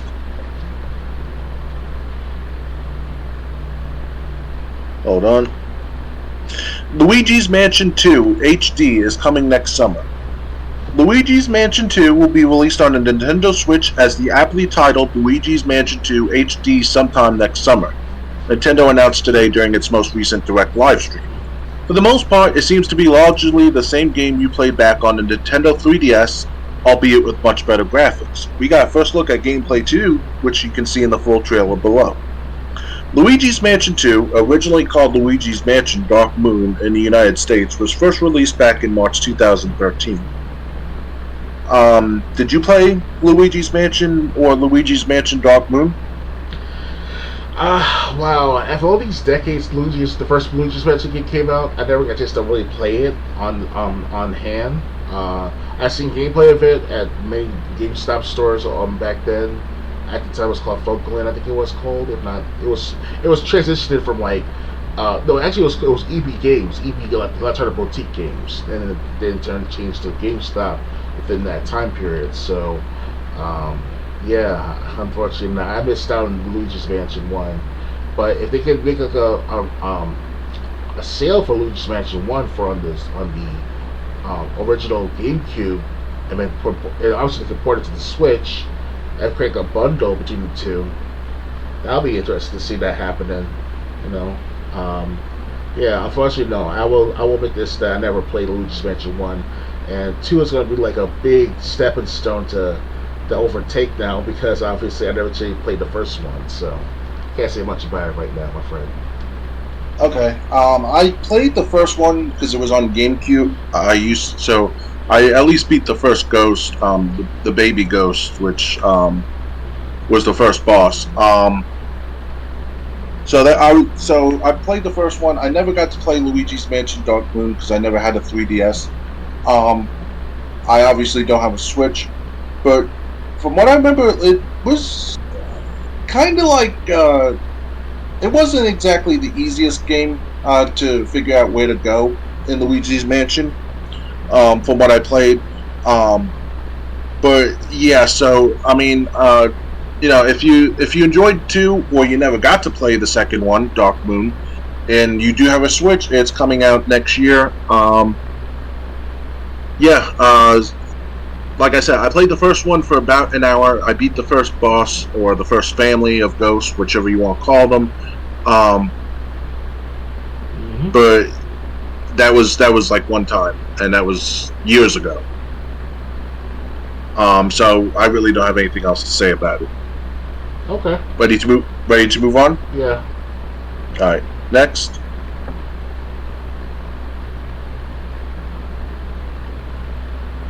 Funky Kong, Diddy Kong, Pauline, and Peachette all coming to Mario Kart 8 Deluxe. The final Booster Course Pass DLC Wave 6 is coming to Mario Kart 8 Deluxe on Switch this holiday. The final expansion will include Daisy Circuit courses, and they had 4 drivers. None of the drivers are completely new, as they have appeared in previous Mario Kart games, but you will be able to race as Funky Kong, Diddy Kong, Pauline, and Peachette in Mario Kart 8 Deluxe. That's it. A lot of these articles from Nintendo Direct are really short and sweet and to the point. This is the final update, as they say, the final DLC for Mario Kart 8. What do you think? What do you think of these characters? Funky Kong, Diddy Kong, Pauline, and Peachette coming to the final roster of Mario Kart 8 Deluxe. I don't remember hearing about Funky Kong being Funky Kong, that dancing dude with glasses. Oh, wow. Yes, from the Donkey Kong Country series. Oh, yeah. Wow. We're going way back now. What's going on here, man? I almost forgot about that guy. Well, I think he was in Tropical Freeze on the Wii U version, so it's not like he's been in obscurity for 20 years, but for me, it was like, it's just Donkey Kong 1, just the Super Nintendo game. That's how far back I'm going. So, okay. Because I did play at least the first Donkey Kong game. At one point, I could have sworn I owned Diddy Kong for the Game Boy, and it used to be a Game Boy Color at the time too. It was like back in 1995, 96, 97, give or take. And 1998 was when the Game Boy Color came out around that time. So. Wow. Yeah. I mean, talk about blast from the past, huh? Yeah, I mean, I'm sure I'll be able to find out if I can find my ways and means around these markets. I could get like a Donkey Kong 1 game for Super Nintendo for about $25 if I can find it. But I think you could get the first Donkey Kong Country for that cheap, even online. Okay. It's Donkey Kong Country 2 and especially Donkey Kong Country 3, which you start to get into like the $30s, $40s, and $50 categories. Oh yeah, definitely. But I have all 3 Donkey Kong Country games for Super Nintendo on Wii U. So I also have Tropical Freeze still on the Wii U, stuck on that underwater boss. But yeah, so Funky Kong, just wow, that's kind of out of left field, if you ask me. Yes. Diddy Kong, I don't see any problem with that. I'm surprised he wasn't there already, because Diddy Kong even had his own racing game on the N64. Yeah, that was a good racing game, Diddy Kong Racing. I played that for a while with my friend. Pauline, I don't really remember her, so she must be after my time. Okay. And Peachette, well, I guess just a miniature version of Peach, like Baby Peach. I don't know. But yeah, these are the final characters, along with another course to be the. But I'm wondering, is this going to be the last for Mario Kart 8 Deluxe, or will there be more? They said this is the last wave, this is the last update. But if it brings back more people, I'm wondering if they'll find more things to do, or they're just going to move on to Mario Kart 9. Now, Mario Kart 8, what else that came out on? Well, originally Mario Kart 8 came out on the Wii U.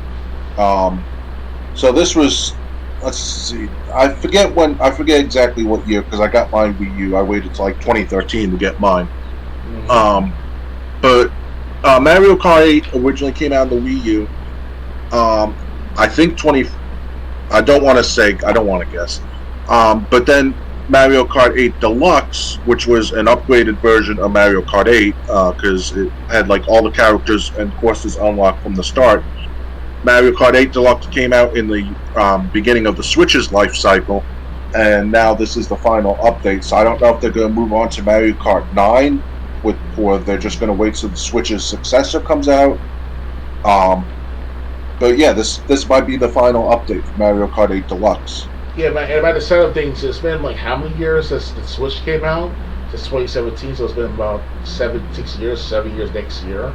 So it's time for Nintendo, and they are planning. They did mention they're gonna have a new system coming out next year or two for whatever new projects, new games for that system. So more power to them to make this update for the Switch. And for those that want to get this the 8 Deluxe on the Switch, it'll be on sale, I bet, during the holidays this year. So hopefully be on sale during the holidays. Hell, if I could get a Switch, the original Switch for like not even $200, not even, that would be a blessing right there. I can spend my money on that. Instead of on Xbox, I will admit that. But that's if they do it for Black Friday sale, if ever, or Cyber Sunday, whatever those dates are this upcoming year, I'd be happy with the Wii U version, even, honestly. Obviously all the DLC wouldn't be there or available anymore, but they would have, I could just unlock characters that are in the original Mario Kart 8, the old-fashioned. Yeah. So I just wonder what the fate of Mario Kart 8 Deluxe is. Is this the end, or is new life gonna come into this and be continued? Yeah, it's like Halo 3 for the Xbox. Halo 3's been for how many years? Since almost over a decade now. And you thought that Halo 3 would be a thing of the past after Master Chief Collection was like reinvigorated those games of its time. But people to this day still play Halo 3's playlists online on the Master Chief Collection of Halo 3. So if it's going to be like that with Halo 3 for the Xbox, then why not for the Mario Kart 8, for the Switch, so. Yeah, so, if this is the final update, I'm sure there's a lot of content in Mario Kart 8 Deluxe, and maybe this is the final straw before we move towards Mario Kart 9 when the successor to Nintendo Switch comes out. Definitely. Ready to move on? Yeah, let's move on. Alright, next.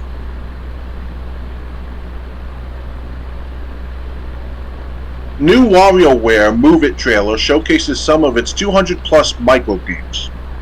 Earlier this summer, Nintendo revealed WarioWare Move It, a new game set in a long-running microgame series. Ahead of its release later this year in November, Nintendo released a new trailer for WarioWare Move It during today's Nintendo Direct. In it, we learned about its various microgames and what a form is. Forms are the specific poses players must perform during microgames. You might have to squat down and flap your arms like a chicken to push an egg out of your virtual WarioWare Move It avatar, for example. In these microgames, you'll need to perform the correct action while in the right form as quick as you can.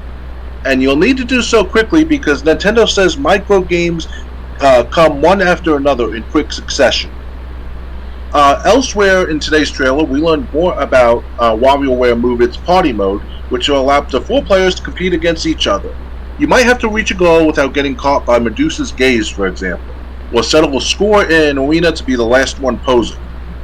Between Party Mode and the single-player mode of WarioWare Move It, Nintendo says there are 200 microgames to play through. WarioWare Move It hits Switch November 3rd. Would you play something like this, or no? Maybe with family and friends, for a family setting for those micro games. It's like that with when Switch came out with those bundle of games that came out for the Switch, the ARMS game and also the Quick Draw game as well. Like those perfect for a family. So if it's for the family setting, have my mom, my aunt, we spend time together playing these games. Why not? Unfortunately, it's the year 2023, so it's not like that as a family setting. So you gotta have group of friends with beer and fucking cake and shit. So I'm sorry, but if I saw you squat down and flap your arms like a chicken, I'd be making fun of you. Yep.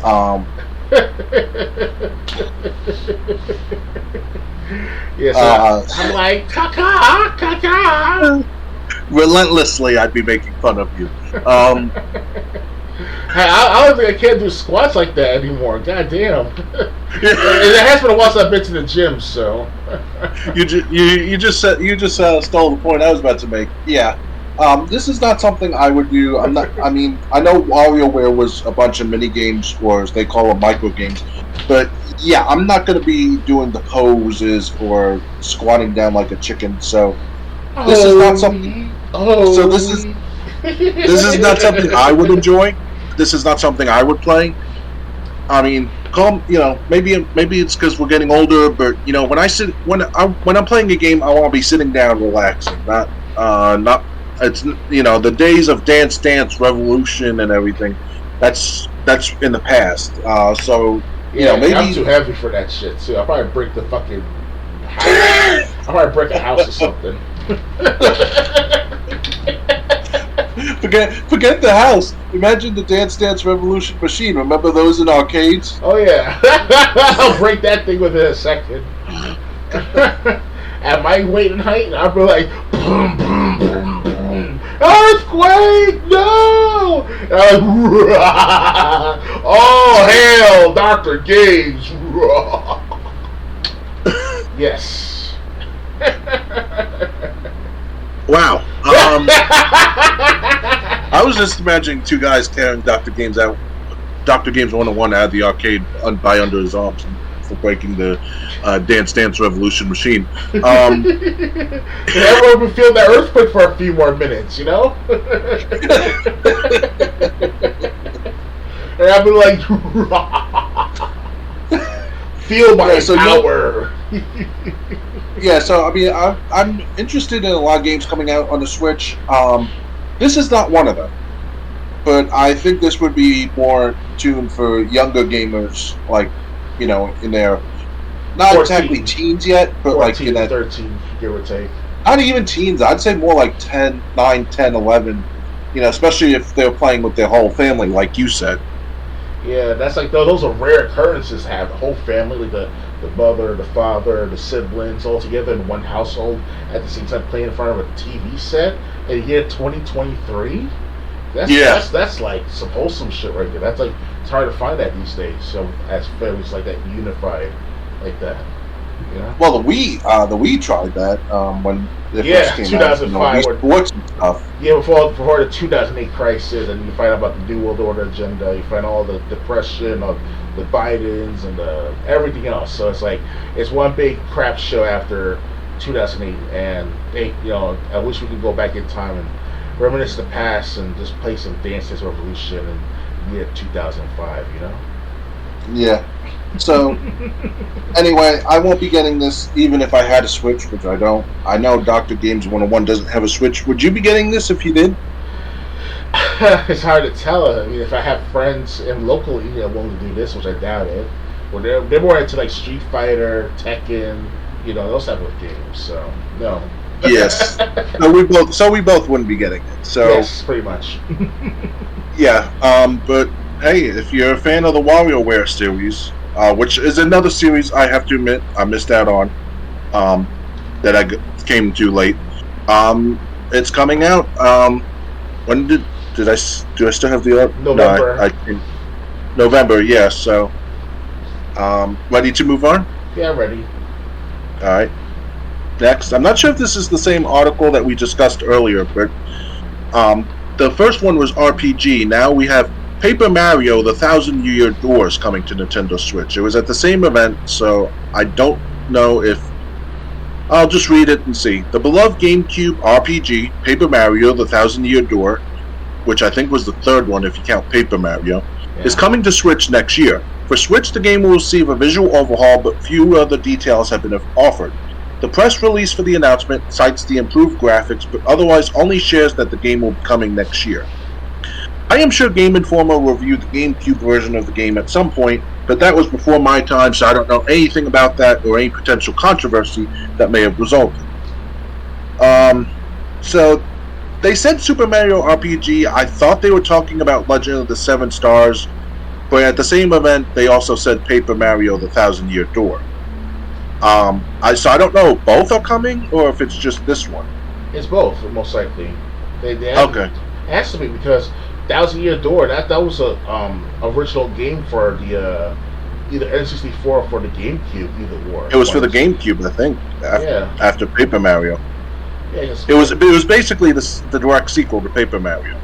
Yeah, because if I recall correctly, Paper Mario had 3 Paper Mario games. So, and obviously it was on each console. The first one was on the N64, then the GameCube, and on the Wii. So that's what I remember of the Paper Mario. Yeah, I played that one on the Wii. It was like Super Mario, like we could. The one on the Wii, you talk about the one you could switch between 2D and 3D to get through levels and stuff. I'm not sure about that part, but okay. Like I said, I haven't got too involved with Paper Mario because I never owned any of those Paper Mario games, so I can't say much. But if it's part of the deal, it's part of the deal. Yes. So anyway, but would you be interested in the Mario RPG series, or?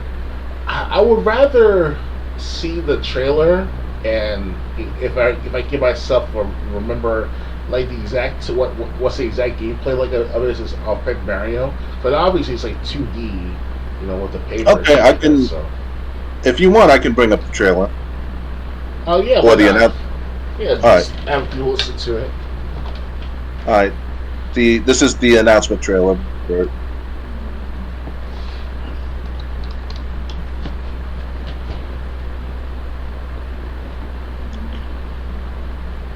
All right, it's the announcement's loading. Here it comes.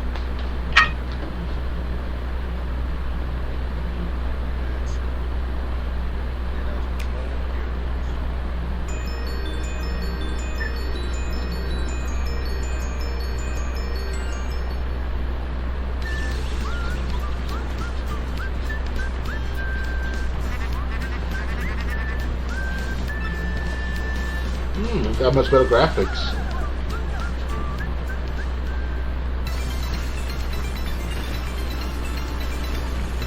Got much better graphics. Gumbella. That's funny.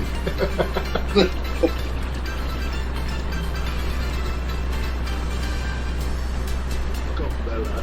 That's funny.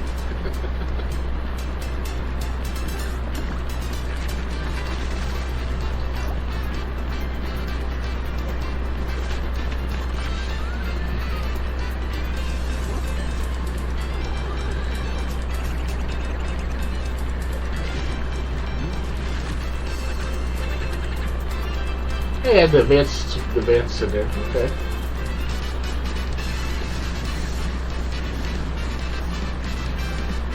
Yeah, the advanced in there. Okay.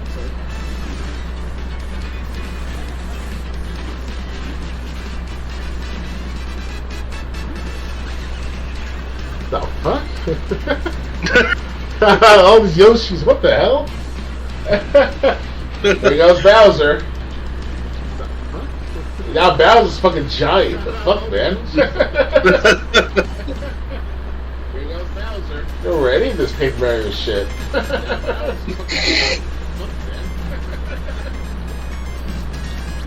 Was that long ago, huh?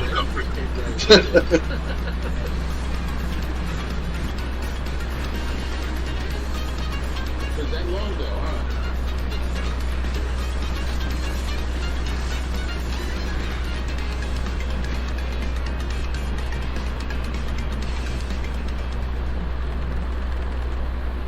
Okay. Interesting.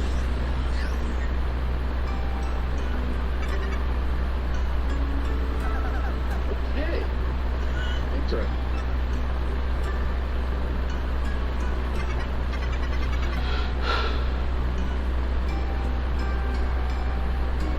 $2024, nice. So, did that gameplay and stuff refresh your memory, or? Yeah, I don't remember any of that in that kind of detail. Damn, I must have definitely missed that game on most of the time. I heard the game title, yeah, but not the see the gameplay. So this is I'm referring to the original Paper Mario from N64. Because I heard that was the best Paper Mario game. And then Thousand Year Door for GameCube, and then I forget what the Wii one was called, but it kind of like that. Like you saw the stairs, it was on one side, then they were able to move it to the other side, or but that new one was like to get over a gap, they turned into a paper airplane. But yeah, so I've always been more interested in the RPG Paper Mario series, and this is coming up. This will be coming 2024, as they said. So if you own a Switch, you'll be able to play the Thousand Year Door, and possibly the first RPG, Legend of the Seven Stars, as well. Mm-hmm. Ready to move on? I'm ready. All right, next. Zelda Ganondorf Amiibo out this November. Xenoblade Chronicles 3 and Sora Amiibo out next year. During today's Nintendo Direct, the company announced release dates and windows for some highly anticipated Amiibo figures, namely the Zelda and Ganondorf Amiibo for The Legend of Zelda Tears of the Kingdom, the Noah and Mio Amiibo for Xenoblade Chronicles 3, and the Kingdom Hearts Sora Amiibo for his inclusion on the Super Smash Bros. Ultimate roster. All 5 Amiibos look great, as Nintendo has especially become great at making these figures compared to the first few ones of Amiibo. Nintendo announced that the Zelda and Ganondorf Amiibo, the Tears of the Kingdom, were coming back in June, and now we know when exactly both hit stores on November 3rd. While the 2 figures were announced together, each will be sold individually. Each Amiibo unlocks a special fabric for your paraglider in Tears of the Kingdom, and special materials and weapons for the game. The Xenoblade Chronicles 3 Noah and Mio Amiibo go live on January 19, 2024. These 2 will be released as a single set. The Noah Amiibo gives you console ends armor for Noah in-game, and the Leisure Time outfits for Noah, Lands, and Uni. The Mio Amiibo unlocks console ends armor for Mio and Leisure Time outfits for Mio, Senna, and Tayo. And finally, the Kingdom Hearts Sora Amiibo for Super Smash Bros. Ultimate will join the figure lineup sometime in 2024. While waiting to get each, read Game Informer's review of The Legend of Zelda Tears of the Kingdom, then read our review of Xenoblade Chronicles, then watch the Kingdom Hearts 4 reveal trailer. Are you picking up any of these Amiibos? Furthermore, do you have any experience with Amiibos? I've heard of the Amiibos for many years now, and there's all sorts of Amiibos from Spyro the Dragon, and Mario, and now Xenoblade Chronicles 3, so it's something to collect to those who are big, hardcore Nintendo fans, especially if you're older. The older, the more experience you have with Nintendo games, the better. Me personally, I would not collect them right this second. I'd rather wait until I get the system and see how good it is. But speaking of collectibles, I do collect Funko Pops. If you want an equivalency of the matter. I have a John Lennon version of Funko Pops, so that's going to be worth something in the future. And I kept that in storage in my bins and all. So hopefully, in the next several decades from now, it'll be rare as it's supposed to be, and it'll just be very valuable to sell, if ever. So. Hell, I might as well collect my own collection of Funko Pops and Amiibos and see where it takes me for putting it into a museum of sorts in the future. Even though I might be too old to see my museum being manifested, but still. Yeah, because I've always wanted to have my own, like, a museum of waifu, like anime artwork of stuff like that, along with gaming artwork, gaming collectibles. Like, just to see how rare they are, and then put them up in the museum decades later, after my time is on this earth is no more, and see how it impacts, the gaming community, the anime community at large, So. Right. For it's the Amiibos. Just to give you a little history lesson, they first were used during the Nintendo Wii U days. Like if you had like a Mario party and you had like a Amiibo something to do with Mario, you could unlock like a special world for the Mario Party party game, or you could unlock extra levels. That's what the amiibos were usually used for. I had a couple Splatoon amiibos that came in the store during it when I purchased a Nintendo collection. Okay. I never used it though because I didn't have Splatoon 3, or whichever game Splatoon those amiibos went to. But yeah, so that's basically what they were used for on the Wii U. It was basically to access part of the game. It was just like you brought up Spyro. It was just like Skylanders, combining video games and like physical toys to unlock more parts of the game. So I'm kind of surprised because like I haven't heard anything about amiibos for a long time. I thought they were a thing of the past. Mm-hmm. So I'm kind of they were very popular many years ago. Yeah, but I thought they were just as outdated as the Wii U. So I guess Switch is gonna, and Nintendo more importantly, is gonna try to bring them back, and they got these planned for next year. I think they already had amiibos, just that's not as popular as it used to be. What happened is that it depends on who you talk to. I didn't get to put the amiibos on top of the controller of the Wii. Not the Wii. Not the Wii. Of course, the game. I was in the Wii controller, but also the Switch Lite, especially, you put it on top of that screen, which doesn't make any sense, though. I don't remember it works like that for the Switch, but then for the Wii, of course. I remember how it worked for the Wii U, although I just never used them because I never played a game that required them. Yeah. But so these new amiibos will be coming out. Some are coming out 2024, but some are coming out late at the end of this year. So. And if I recall correctly, speaking of Xenoblade Chronicles 3, that already came out, right? Yeah, I think so. I've always wanted to get the Xenoblade Chronicles trilogy, as a bundle. I don't think it's ever been released as a bundle. Not that I know of, anyway. Right. Well, hopefully they will make an actual trilogy bundle one day before the next Nintendo system comes out. Right. Anyway, ready to move on? Yeah, ready. All right. Next. Oh, let me turn that. Let's do that. Okay, next. Vanillaware, the dev behind 13 Sentinels, announces tactical fantasy RPG Unicorn Overlord. Vanillaware released 13 Sentinels Aegis Rim in 2020 and was a bit of a sleeper hit. However, this team is also behind other games like Dragon's Crown and Odin's Sphere. Now, Vanillaware has announced Unicorn Overlord, a new tactical fantasy RPG, and launches March 8th on PlayStation 5, Xbox Series, PS4 as digital only, and Switch. During today's Nintendo Direct, the team announced this new game with a trailer showcasing its various characters, unique art style, and tactics gameplay, and perhaps unsurprisingly, it looks great. Vanillaware says Unicorn Overlord combines overworld exploration with an innovative battle system that's very reminiscent of Vanillaware's combat style. In this game, you'll traverse the vibrant world, cultivate a grand army with over 60 uniquely designed characters, and grow your renown through the 5 nations in this unique epic fantasy experience.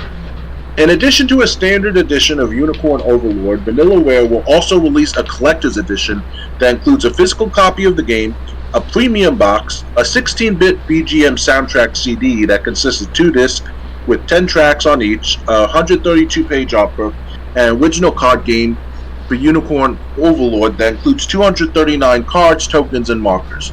The collector's edition also includes the Atlas X Vanillaware Heraldry Pack and pre-order DLC, which lets you customize the Liberation Army's flag with emblem designs from Odin's Sphere, Dragon's Crown, and 13 Sentinels Aegis Rim.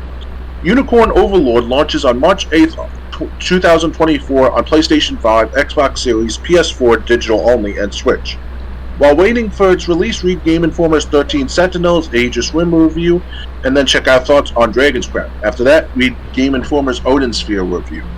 Are you playing Unicorn Overlord day one? What's it called again? The game? I'm sorry. Unicorn Overlord. Unicorn Overlord. What the hell? What? Do you want me to play the trailer? Yes, please. I know I should watch the trailer myself. I'm like, Unicorn Overlord. What is this about? Oh wow. I missed that one. Yeah. Please play the trailer, definitely. It's playing. What is this about? Oh wow. I missed that one. Please play the trailer, definitely. And stolen nations. Yet as the world stands consumed by immense evil, a fallen prince shall rise again, ring of legend lighting his path.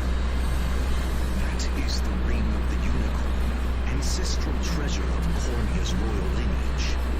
Legend speaks of your ancestors wielding it to purify evil.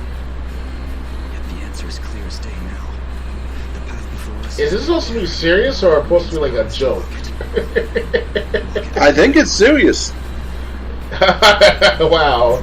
It seems like a Keep an serious eye out. It's joke. an indie studio, so Okay. forge your bonds. Is this supposed to be serious or supposed to be like a joke? With over 60 Wow. You think it's a serious joke? massive beasts. When I think of Unicorn, I think of like something like very light and not so serious. But they're taking it seriously, this theme of this song. Yeah. Video game. Even years. But I shall see the duties of my bloodline fulfilled. Oh, Atlas is the one involved. Okay. No wonder why it's so serious. Shit. yeah. So, what do you think of Unicorn Overlord? Wow, I was wondering why it was like had a serious tone behind it. I felt like some fluffy, quirky, beat up type of gameplay of sorts. But no, there's some serious shit going on. Okay, thanks for sharing it to me with me, Triple J. I appreciate that. I should have looked into it further. I was wondering why those fucking unicorns and shit. I'm not even high right now. That's why I'm worried with myself. Why am I acting this way? Yeah. Okay. So, I mean, is it the RPG? Is that an RPG that's like up your alley, or? I'll play it, try it out. That sounds interesting. Well, I think of like unicorn. What's it called? The unicorn fantasy. Unicorn Overlord. I don't know why you're having so much trouble with this. It just I can't take it seriously. Unicorn Overlord. Whoa, worship the unicorn of your overlord. I'm like, yeah, I can't take you seriously. Well, the name aside, what do you think of the gameplay? It looks good, I have to say. It looks standout-ish. You play as a unicorn, play with a unicorn, and turn-based, combat. So that's pretty cool. Kind of reminds me of the good old RPG games of the '90s and all. Wow. Unicorn Overlord. That's a mouthful right there for me to take seriously. Yeah, But I'll buy it. I'll pay it. I'll play it too. Yeah. it's definitely an interesting RPG game. It's definitely something I would try. We don't have Xbox Series, but I mean, if we did, or we had a PS5 or PS4, that's surprising. It's coming out for PS4 digital only, but it's not coming out for Xbox One digital only. That sucks. I guess that's a Sony deal then. Yeah, so but it's coming out on Switch also, so and Xbox Series. So, yeah, but if I had a way to play this game, I'd definitely try it out. Definitely, I will too. I mean, at first I was not taking it seriously when I hear that name, Unicorn Overlord. But okay. Hey, he got it. Okay. Ready to move on? Yeah, let's move on. Definitely with gracefulness. After that. Okay. Please. Baby Steps launches on PS4 and PC next summer. Oh, PS5 and PC next summer. Bennett Foddy, the developer behind Getting Over It, released another trailer for Baby Steps during today's PlayStation State of Play. Foddy, along with fellow developer Gabe Cazillo and Moxie Bach, are bringing Baby Steps to PlayStation 5 next summer. Today's trailer stopped short of revealing a more exact release date, though. Baby Steps was revealed during a PlayStation State of Play in June. In it, players control Nate, an unemployed Failson with nothing going for him until day one he discovers a power he never knew he had, putting one foot in front of the other. And as you might expect, players will control Nate on his journey to discover more of the world around him. Baby Steps will hit PlayStation 5 and PC during the summer of 2024. Should I play the trailer that was played at PlayStation Direct? Yeah, let's do that. Alright. Just want to make sure... Okay, people know. Yeah, this is the trailer for Baby Steps. Should I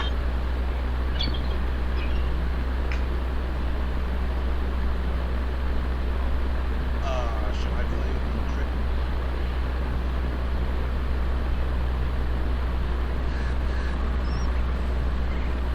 Okay. Guy looks like in his trousers. Okay. The fuck? Okay. Guy looks like in his trousers. Okay. The fuck is going on here?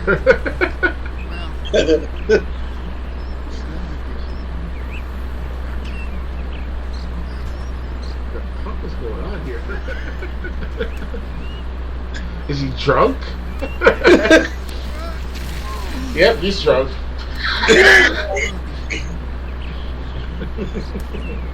Is he drunk? Yep, he's drunk. He had one too many.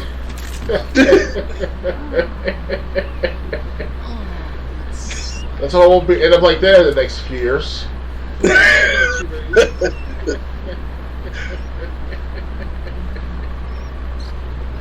how it won't be end up like that in the next few years.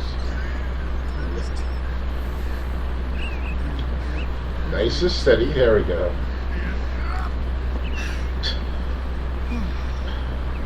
Not actual gameplay. Nice and steady. There we go. Oh, hey, Mike. No. I said, let's just take a break from my run. Not actual gameplay. Yeah, right, Sam, but no worries. Oh, just grapple. I'll grapple it. Yeah, just You grapple grapple that. it. So Oh, yeah, I'll just grapple that fucker with my grapple hook. Yeah, no worries, grapple that fucker. Oh, just grapple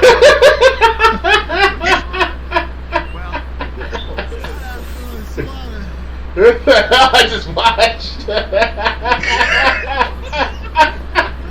This is a good game. Okay. Oh, this is dangerous right here.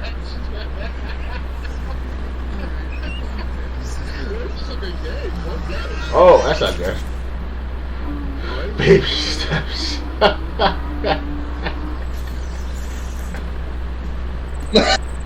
Oh, that's not good. Got a boulder? Goddamn.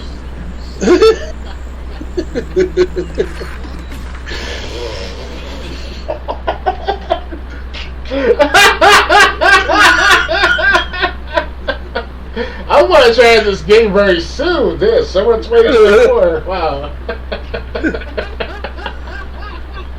That'll teach Dr. Games 101 to come to an episode of the Let's Discuss Gaming podcast sober.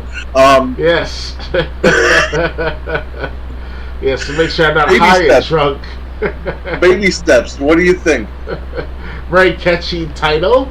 At first, I was like, what's going on here? Is it showing a guy being drunk? Whatever I see it. No, you're actually doing baby steps in real life in the game. And Taylor speaking in the game.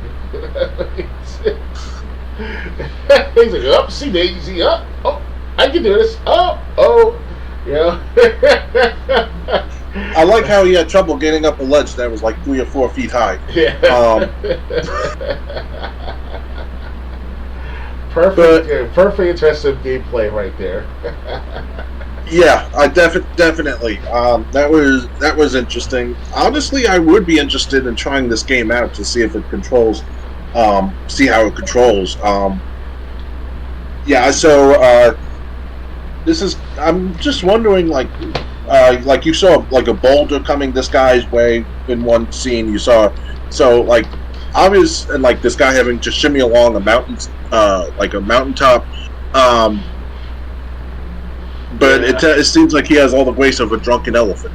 Pretty much.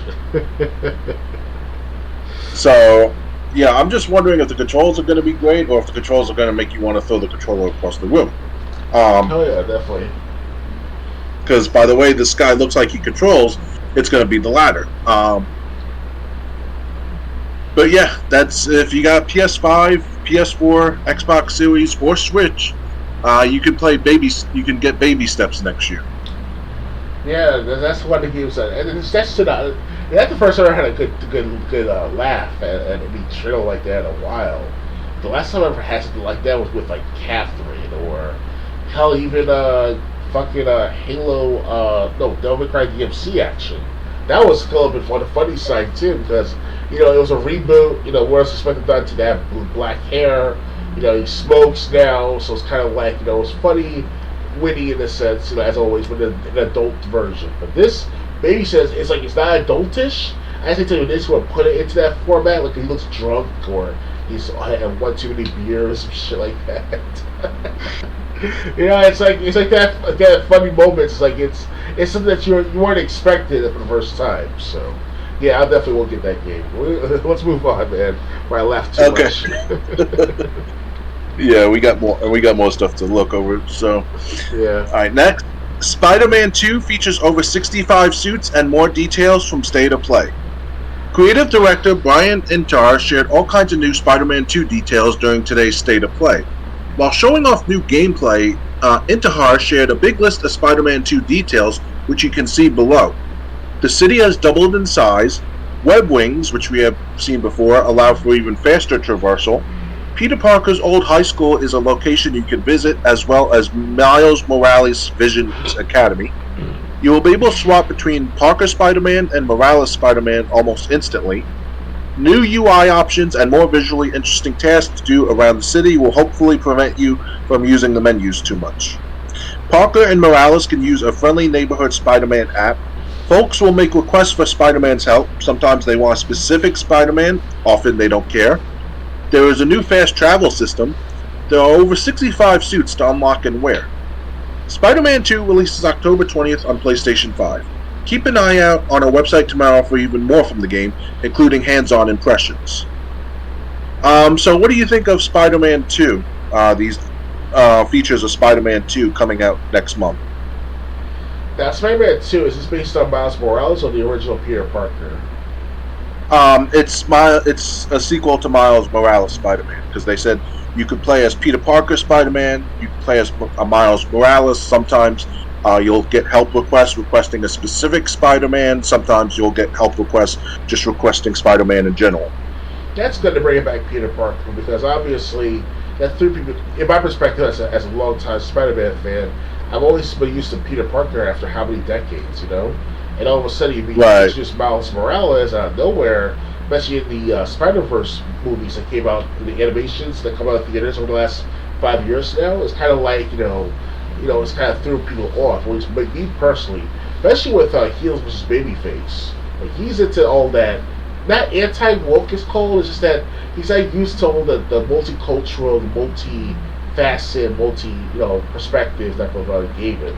Because he's so used to the typical, Disney 1950s, 1960s, 70s, you name it, the traditional, predominantly of the white culture in a sense, or called like that. I know it sounds racial at first, but obviously we grew up on that stuff too. So it's kind of like we're used to that type of customs. Now you just do multicolors, multicultures, different cultures like we never heard of or seen before. So some people like the drunken, what's the name? Not drunken peasant. They call it. He's also the critical drinker and Peels vs. Babyface. Those guys, they never were brought up seeing different perspectives in their lives. In my perspective, based on these movies and TV shows, they've been criticizing them for years now. especially with the MCU universe, DC universe, recent movies like the Spider-Verse and all, you name it. Like especially the Disney movies of today's world, you know. So it's like a totally different atmosphere for us older watchers of Disney products, movies, TV shows. So yeah, this Spider Two-Man 2 is going to be a mixture of both the old school and the new school Peter Parker, or the old school, new school Spider-Man and such and such. It's I'll definitely, hopefully, if they go out with a trilogy pack like Spider-Man, Spider-Man 2, Spider-Man 3, that'll be perfect right there. I'll just buy it all in one fell swoop. Play on the PS5 if it's on sale by then at the end of this decade. So be it. That's all I care about. So yeah, more power to them. But before we continue, I'm just gonna. Yeah, sure.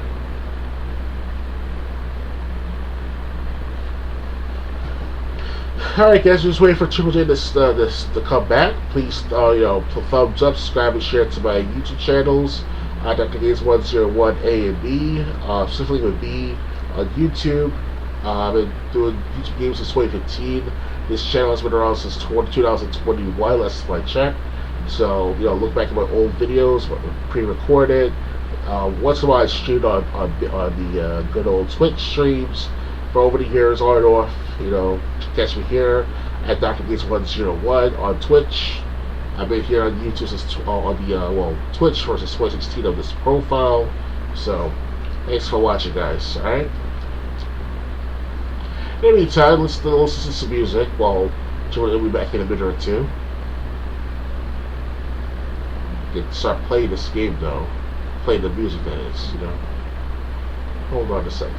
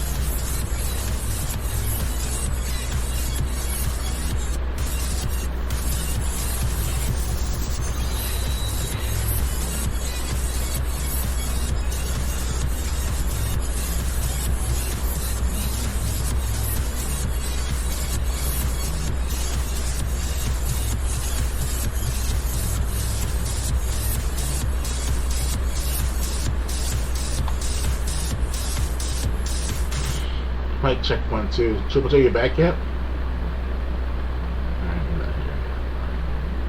Give it more time, guys.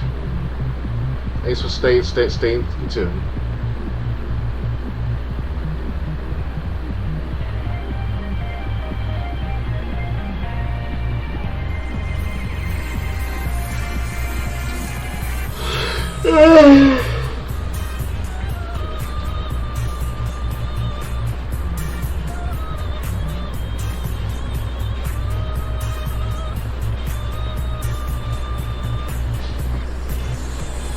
Hello?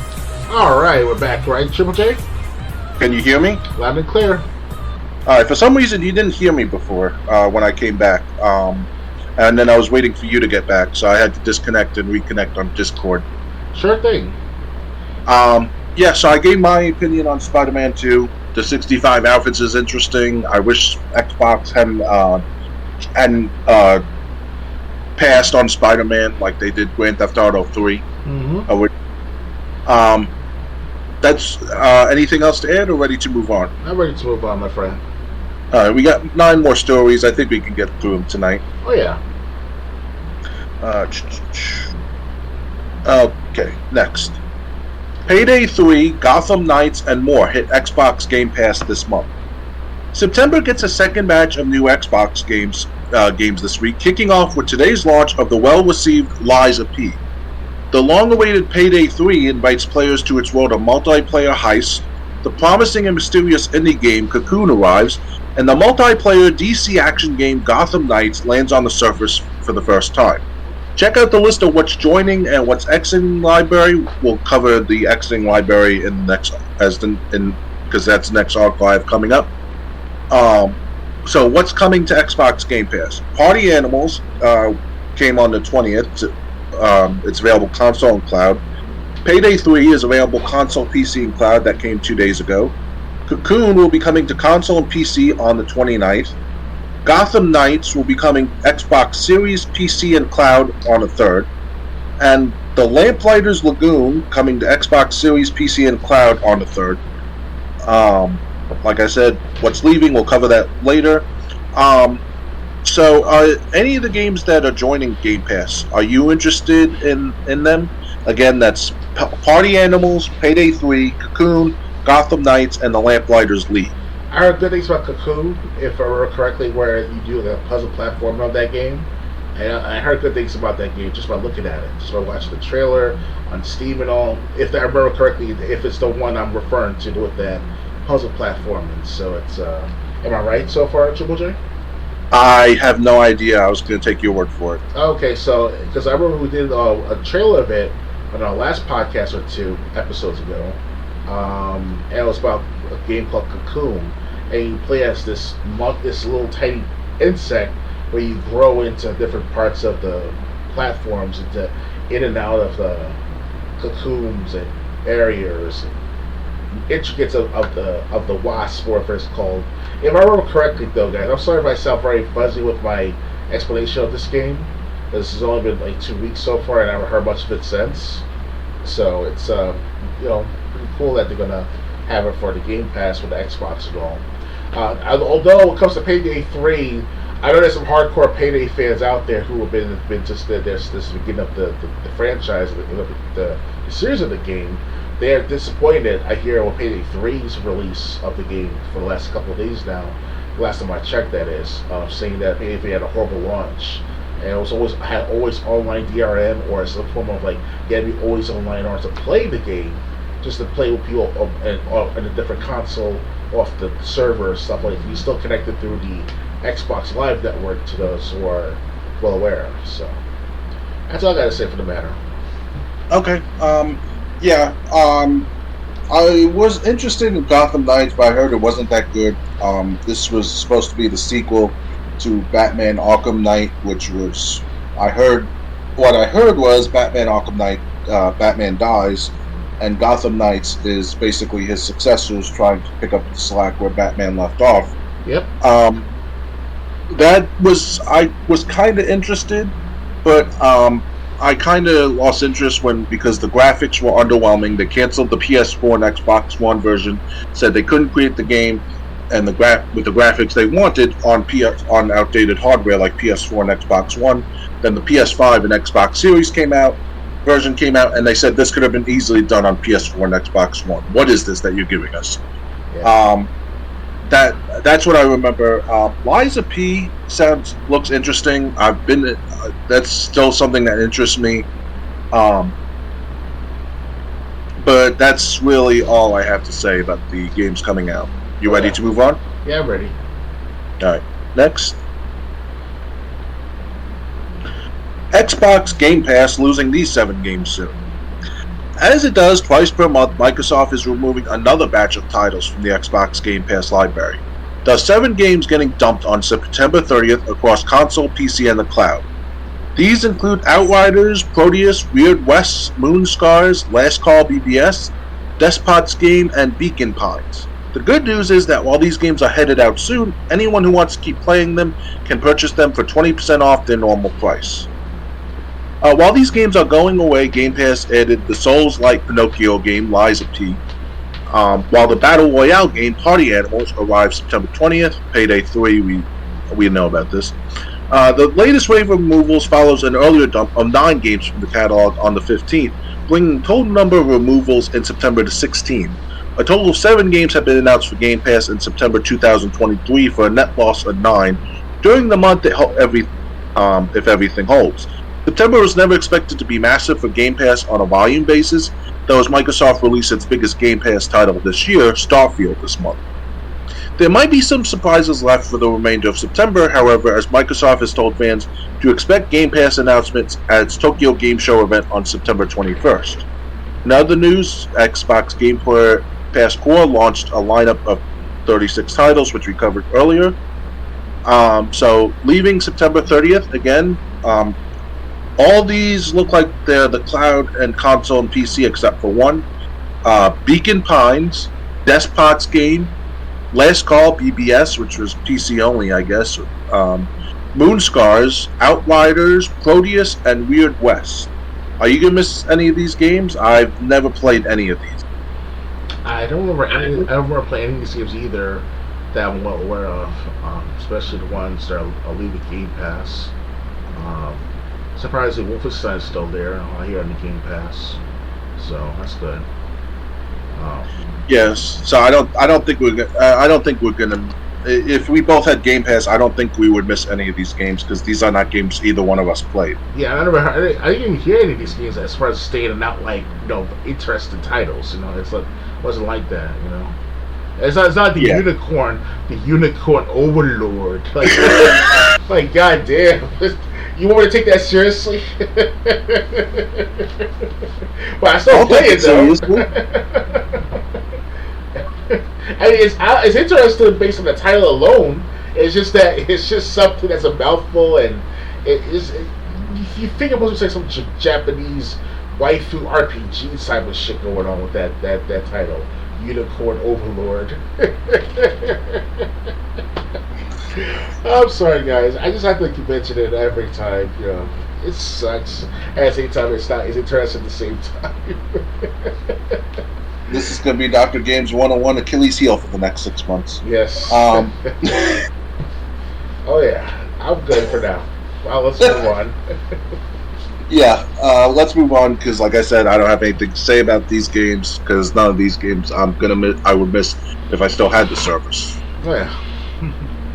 So moving on. Also, one article I said had 9 left. It's really 8. One was just a rehash of the games that were coming to Game Pass that we covered. So I took that one out of the lineup. Anyway, Evil Dead, the game will not receive any more content. Switch version canceled. Development of new content for Evil Dead, the game, has ceased. Developer Saber Interactive has announced. The game's planned Switch version has also been canceled. In a statement posted to X, formerly known as Twitter, Saber explains that despite only releasing the game last May, it's effectively moving on from it. Wow. Saber doesn't give a reason behind this decision, but states that it still plans to fix any major bugs and will keep the servers running for the foreseeable future. Check out its full statement below. To the Evil Dead, the game community, today we have made the decision not to pursue the development of new content for Evil Dead the game. We also confirm that we will not be releasing a Nintendo Switch version of the game. We will keep the servers up for the foreseeable future and address any major issues that arise. On behalf of its entire team at Saber, thank you for all the groovy times and your continued support. Evil Dead the game is an asymmetrical multiplayer game set within the popular film universe, where players control Ash and his friends to survive against a player-controlled Kandarian demon. We weren't particularly enamored with the title at launch, with video editor Alex Van Akens scoring the game 6 out of 10, writing his review, "It's incredibly one-sided for a game all about two sides, and it's majorly unbalanced. You can watch a team of editors and tackle the game in this episode and have gameplay today." Yeah, so were you anticipating Evil Dead the game, or It was no? It was similar to Hail to the King on the PS1 back in the 90s and all. It looks like something like plausible to play on. It was gonna be all in the multiplayer. They said a bunch of people control Ash and his friends, and one player controls the demon, and basically everyone's trying to survive. Oh, okay. So it's like kind of like a Dead by Daylight or Friday the 13th. Yeah. Yeah, no, thank you. I'm sorry, man. I'll play this for friendship, like for a group of friends, whatever. That'd be fun. But as far as it by itself on my own time, my own spare time, I will not spend my time with. I don't think you could play it yourself. I think it's an online game only, like Friday the 13th was. I did my thing as well. I forgot about that. I forget there was an offline mode for this stuff. Okay, never mind. But either way, it's good for friends. Play with friends that you know what very well. Like if I play with you and then bring who's that guy? Your friend from you dark skinned guy. Him and I we'll talk about SmackDown and Raw versus each other. Like we're like I always say in the hallway, SmackDown's good, and you say it's Raw. Like that he was one of your friends, Triple J. I'm sorry I don't remember his name, but he'd be a good addition to our group of friendship playing this game. So. Yeah, so anyway, I was anticipating the game. I did have the PlayStation games, although I never really got to try them. The only one I really tried was Evil Dead Regeneration, which was the last game on Xbox original. And that was more like a one-player adventure, probably a game Dr. Games 101 would like. But yeah, it's unfortunately this game with a short life cycle. They said they're just fixing the bugs and that's it. And unfortunately, that's a shame because I really was hoping Evil Dead was going to be something like Friday the 13th, which is still around. Don't forget. Especially after what doing on Netflix, they had Ash versus the Dead or something like that. It was like a sequel to the, or not a sequel, but it's a part of the lore of the Evil Dead franchise. And it had a TV show called on Netflix called Ash versus the Dead or Ash versus Evil Dead or some shit like that. So that would have been a good addition to like promoting the video game when it was coming out soon. So didn't I remember that TV show? I saw a clip that had Bruce Campbell, current day Bruce Campbell, not like 90s or 70s Bruce Campbell, current day Bruce Campbell. And like, wasn't he training like younger people to fight against the dead in Evil Dead? Something like that. I remember seeing something like that. For those aware, I'm more of a fan of Bruce Campbell because I watch Burn Notice all the time. He was Sam Axe in Burn Notice. So yeah, it's just a shame that this game is gonna have a short lifespan. Yeah. Ready to move on? I'm ready. Alright, next. Like a Dragon, Infinite Wealth gets new trailers and January release date. I want to explain why I haven't called. Sega and Like a Dragon series developer Wu Gagogoku Studio held a presentation this morning sharing all kinds of new details for its upcoming games Like a Dragon, Infinite Wealth, and Like a Dragon Gaiden, the man who voiced his name, which we'll be talking about next. First up, it shared a 10-minute story trailer for Infinite Wealth, which shared so many details that I am hesitant to write them all here in fear of spoiling potentially major plot beats in the game. The summary is that Ichiban Kusuga is offered the opportunity to find his mother, which means he must travel to Honolulu, Hawaii. Returning characters make an appearance. Ichiban will apparently be fighting sharks and giant squids, taking part in fun Hawaii activities like surfing, and expectedly will be getting into all kinds of trouble with the local gangs. Kazama Kuryu's role also gets somewhat defined in the trailer. Some details not in the trailer include the fact that the playable party now has full freedom of movement while fighting, allowing for more strategy. The game includes a Crazy Taxi-inspired minigame, among many other money-making opportunities. Actors Danny Trejo and Daniel Day Kim will also be playing Dwight, the leader of the Barracudas gang, and Masaka Edbina, the ruthless captain of the local Yakuza syndicate, respectively. You can check out some additional screenshots below.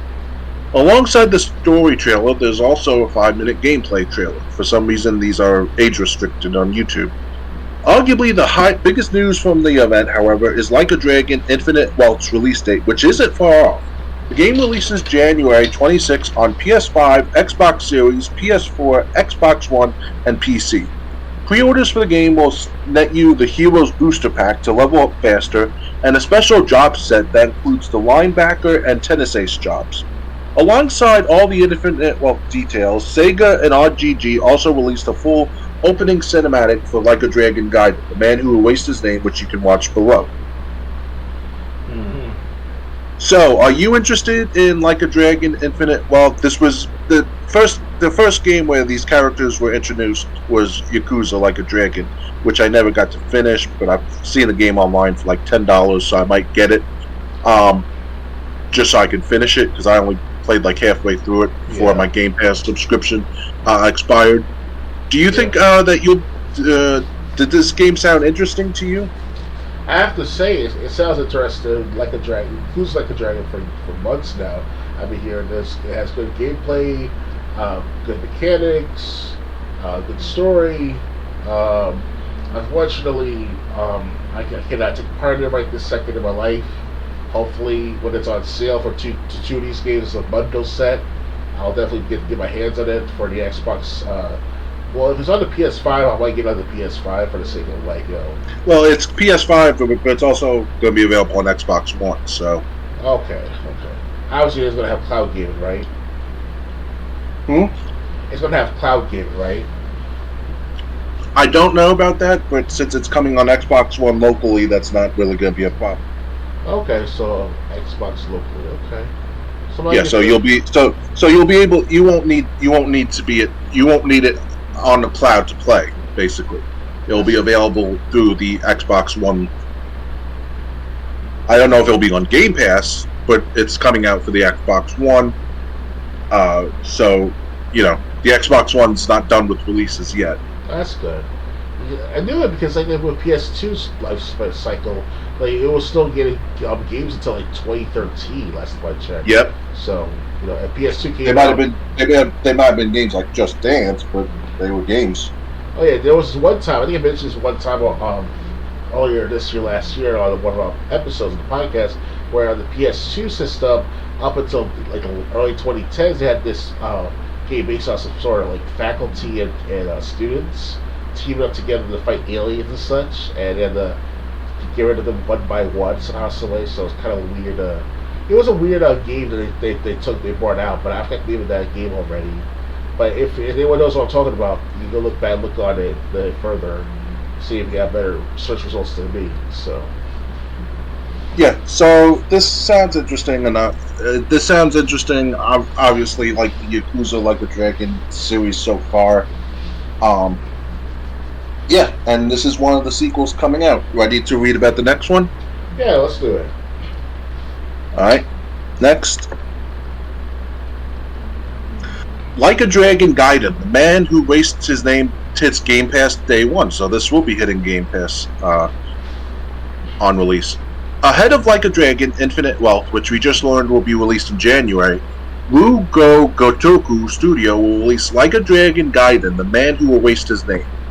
Announced in September, The Man Who Erased His Name stars longtime Yakuza series protagonist Kazuma Kiryu and focuses on his life after Yakuza 6, The Song of Life, before he appears in Infinite Wealth. And now, thanks to Xbox's 2023 Tokyo Game Show broadcast, we know we'll be hanging with Kiryu on Xbox Game Pass on the game's November 9th launch day. The man who erased his name will also hit Windows PC as part of Xbox's PC Game Pass program on day one as well. Alongside this news, RGG Studio revealed Like a Dragon Ishin, a Yakuza spin-off entry that hit PS4 and PS3 in 2013 in Japan, but never came to the West, will hit Game Pass later this year on both Xbox and Windows PC. While waiting for these games to hit Game Pass, read Game Informer's Like a Dragon Ishin review, and then check out the latest Like a Dragon Infinite Wealth trailer.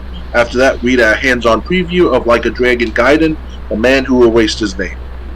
Are you excited about these games? This one definitely hitting Game Pass. I'm a little confused though. Is this the same what we talked about earlier in the previous topic in the solo setting? No, this one I think is going to be a sequel to Like a Dragon. I think they're making two games at once, basically, really? Which is a little confusing. Yeah, it also too much to handle too. I'm sure most of these games are like filled with lots of stories, backstory, and plot. Yeah, basically the first one is the one that we talked about in the last topic is Ichiban Kasuga trying to find his mother in Honolulu, Hawaii. This one looks like it's going to pick up where the Yakuza Like a Dragon left off, basically. I see. So it's kind of the last one might be a spin-off deeper into Ichiban's story, and then this one will be just continuing the current story because the man who erased his, I think he had to erase his name to go into hiding. I see. So basically, it's like a mid-quote of games we're playing right now of Like a Dragon. New ones coming out, pretty much. All right. Yeah. So there's a lot of games. A lot to take in, right? Yeah, because it's kind of confusing too. It's like, okay, which one should I play first? I know that Yakuza Like a Dragon is the first one from like a couple of years back, a year and a half ago, if not. And now two games not simultaneously, but one's coming out in November, the other one's coming out in January. So it's kind of like, And the one in November, it goes like deeper. It seems, from what I gather anyway, goes deeper into Ichiban's, I guess, past, because it said he's searching for his mother. And the one coming out in January, The Man Who Erased His Name, I think he had to erase his name. Otherwise, his old gang which merged with their enemies while Ichiban was in jail in Like a Dragon, I guess would have kept going after him. So he had to erase his name to survive, basically. Oh yeah. Again, I never got to complete Like a Dragon, because I was up to a part where there was a lot of grinding. So, yeah, there was when my subscription ran out. Like I said, I'm probably gonna pick up that game. Like, I'm not picking up many Xbox One games, I have to admit, but like the first Yakuza Like a Dragon, I might get loose just so I can finish it, because I was like halfway through from what I read on a walkthrough. Yeah. And then I might go after these two since they're coming out on Xbox One anyway. And it's going to come out on Xbox One still. That's a good thing still. All right. Huh? It's going to come out on Xbox One though. That's good. Yeah, and from what I heard, they're both. At least this one's coming out on Game Pass. I wouldn't be surprised if the other one is also as well. Maybe I don't think I'll get Game Pass. I think I'll just wait for the price to come down and. Yeah, wait until it's like a double pack set, like if it's on sale for double the games, Yeah. That's what happens with GTA double pack. Remember back with San Andreas and Vice City when they came, or GTA 3 and Vice City came out. Was it like 6 months prior to the San Andreas game? It had called the double pack, and then it was on sale for like $30-40 back in the PS2 years. So. Yeah. So I'm interested in these games. Ready to move on? Oh yeah, let's move on. All right. Next, I think we only got 3 stories left tonight. Sure thing.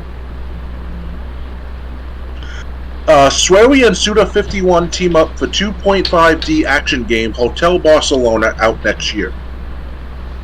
Swery-led studio White Owls Inc. and Suda51 of Grasshopper Manufacture, the studio behind the No More Heroes series, have teamed up to develop Hotel Barcelona. Revealed during Xbox's 2023 Tokyo Game Show broadcast, the team describes Hotel Barcelona as a 2.5D slasher film parody action game, and it's out next year. In Hotel Barcelona, serial killers from all over the United States gather to do serial killer things, presumably. The player must defeat them all and check out of Hotel Barcelona before all the blood is spilled. It's due out in 2024 on PS5, Xbox Series, and PC via Steam.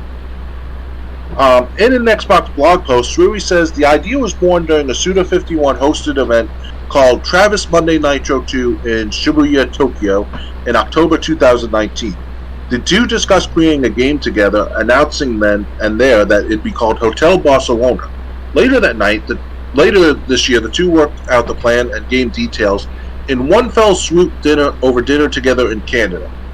Swery describes Hotel Barcelona as a horror-themed side-scrolling action game where melee weapons like a large surgical knife are your primary weapon, and other items like a shotgun or Molotov cocktail serve as your sub-weapon.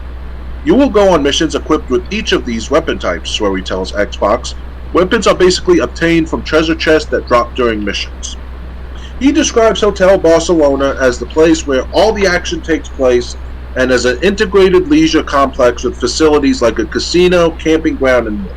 In total, there are 7 smaller worlds inside the hotel. Each of these 7 smaller worlds has a serial killer boss to defeat.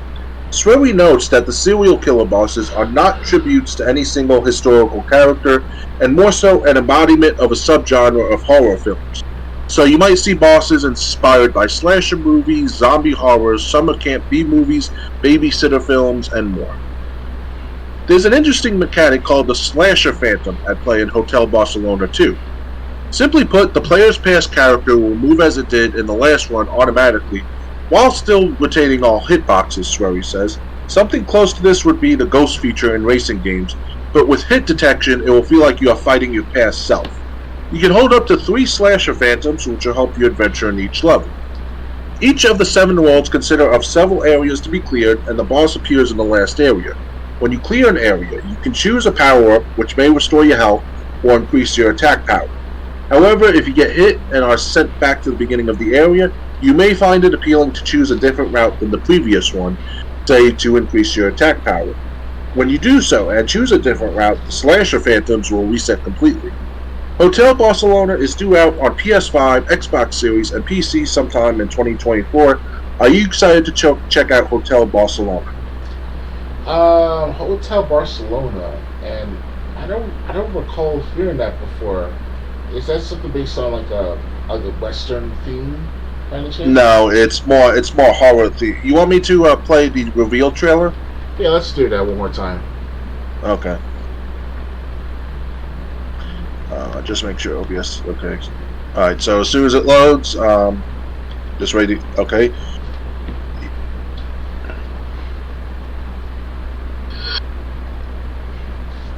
Wait. I hate when. Okay. Full screen. All right. Here we go.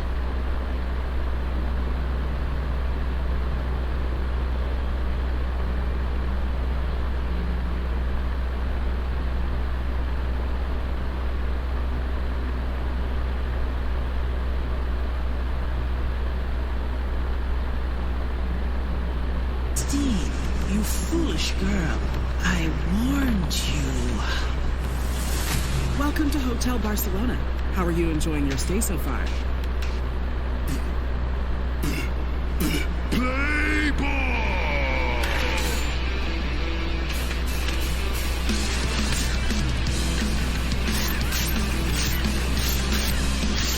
Okay. Look, servant, isn't this interesting? Is that me?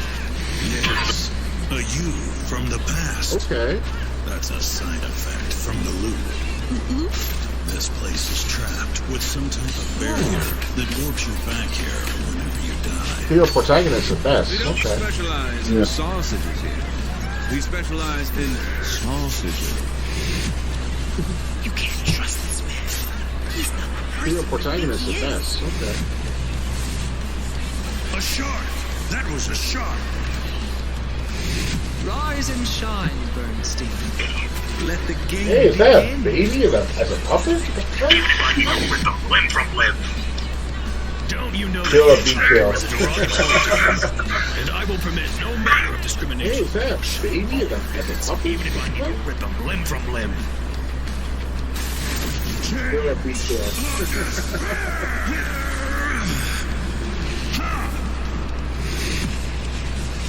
Stay away from the lake. That campground's cursed. But a death curse on us, yes, sirree. Okay, weird. Yeah. So, do you think you would be interested in this game? Hold on, I'm still watching it. Oh, okay. Oh, 2024, okay. Yeah. Hotel Barcelona. Wow. Okay, I think I'm buying it right now. How much is this? Oh, is it on Steam right now? Or will soon to be next year on Steam? It's not. I don't think it's out anywhere yet. Yeah, no. PlayStation 5, Xbox Series, and PC sometime in 2024. So it's definitely not on Steam yet. Alright, 2024 it is for me to get the game up Steam. Hopefully by then I get the new computer altogether. You know, it's Yeah. Yeah, it So- sucks as a gamer who's like been on for how many decades of playing. You figure I should be able to catch up to and keep up to date with all the gaming and stuff, but it's hard to do that in recent time because things getting like more advanced every single year. It's hard to Not to mention money issues and stuff.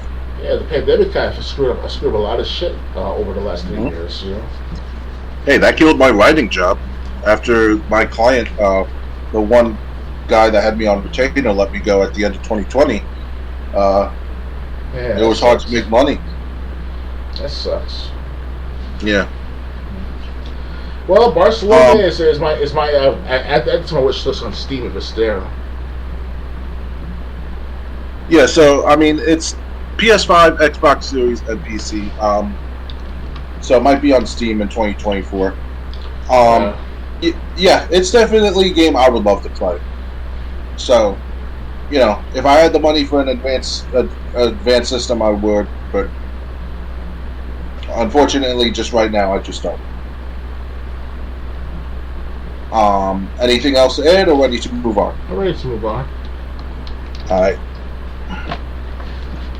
2 more stories left. Dr. Games 101 might not be interested in the next one. And what's that going to be? Hopefully not too worse than usual. Ubisoft announces Tom Clancy's The Division 3, appoints new series producer. Oh, man. Already? I'm still at Division 1. That's your problem. Ubisoft has announced Tom Clancy's The Division 3 and Massive Entertainment, the Sweden-based company behind the first 2 Division games, and the upcoming Avatar: Frontiers of Pandora is developing. The studio announced this in a new post on Twitter today, linking to a blog discussing the threequel. In it, Ubisoft reveals that Star Wars Outlaws creative director Julian Grady will take over as the Division's brand executive producer once Outlaws ships. Grady joined the Division team as an associate creative director in 2014. After Massive shipped the first Division game, Grady moved on to Tom Clancy's Division 2 as creative director. As executive producer of the brand, Grady will work on the Division 3 and other projects set in the Division universe, like Tom Clancy's The Division Resurgence on mobile and the survival action shooter Tom Clancy's The Division Heartland. Ubisoft says The Division 2 will remain well supported even while Massive works on The Division 3. We may have over 40 million players, but The Division is still in its early years as a franchise, Grady writes in the Ubisoft blog. There are so many incredible stories to tell, places to explore, and people to protect. I think that we delivered that with Tom Clancy's The Division, cutting-edge visuals, incredible gameplay, and promise to the player that they can't get this experience anywhere else. And then again, with Tom Clancy's The Division 2, it's about refinement. It's about pushing the quality bar consistently forward. Grady will remain on Star Wars Outlaws until it launches sometime next year. Are you, and yes, I'll ask Dr. Games 101 this question. Are you excited for a third Division game? What's it gonna be? Fucking gonna be at the Taj Mahal or something, or it's gonna be at the it's gonna be at the Vatican, you know? I was at the Vatican, so they need to be torn apart right now after New York and then after Washington D.C. and such. So, you know, more power to the players, right? What do you hate about the Division so much? It's just there's so much to cover, and it's like I know I'm supposed to dedicate like 10 hours at a time per game after a while, but it's like Division itself is like I'm just kind of stuck after. They used to be helping me through that boss with that female boss. That was okay after that, but now it's like got other shit to worry about, and it's like it's hard to find myself on the map, and it's hard to team up with people. It's a mess. Division 1. I don't think I can even go to Division 2 yet, let alone Division 3.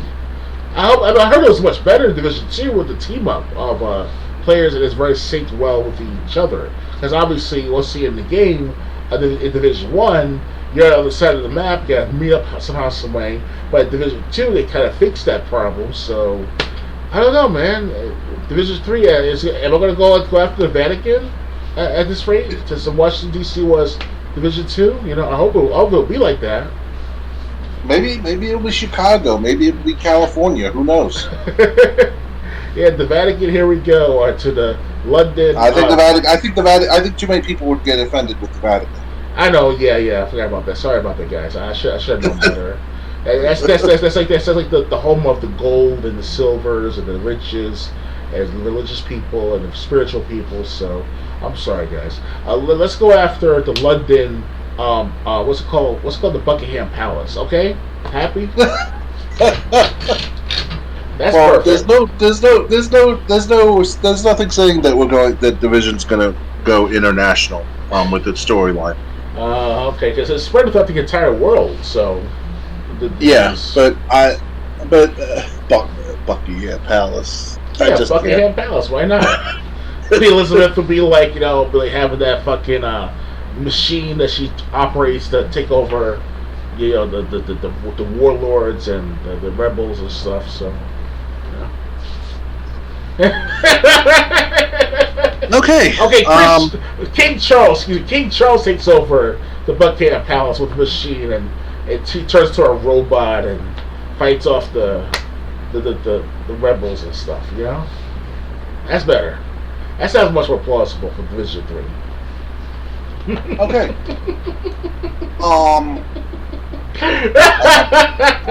I have nothing.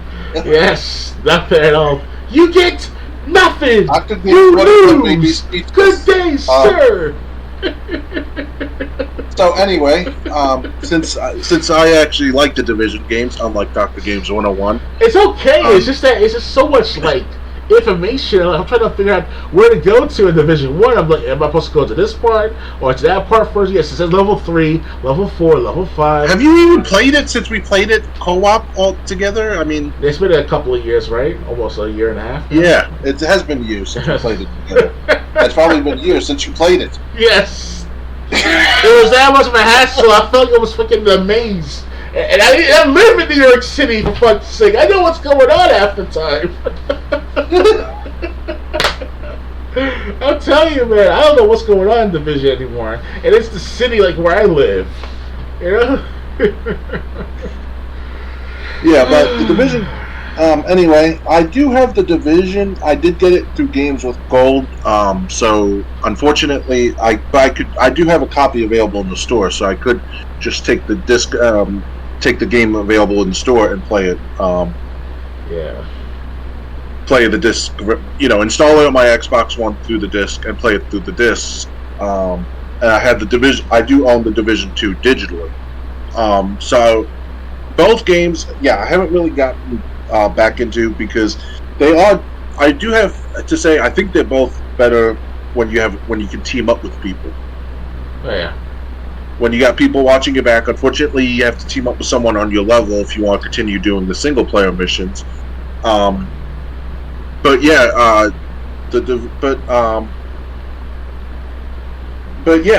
I'm interested in Division 3. Hopefully but I guess we'll reveal more information as it comes out. Ready for the final story tonight? Oh yeah, let's do it. All right. Next, or last, Tales of the Shire is a cozy Lord of the Rings game coming next year. Tales of the Shire is a cozy new game set in the Lord of the Rings universe, and it's coming out sometime next year.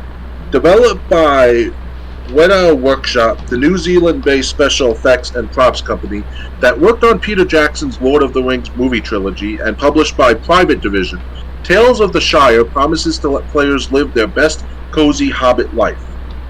Private Division revealed little about the game with its announcement yesterday, although it did release a teaser trailer that captures the vibes of living on the Shire.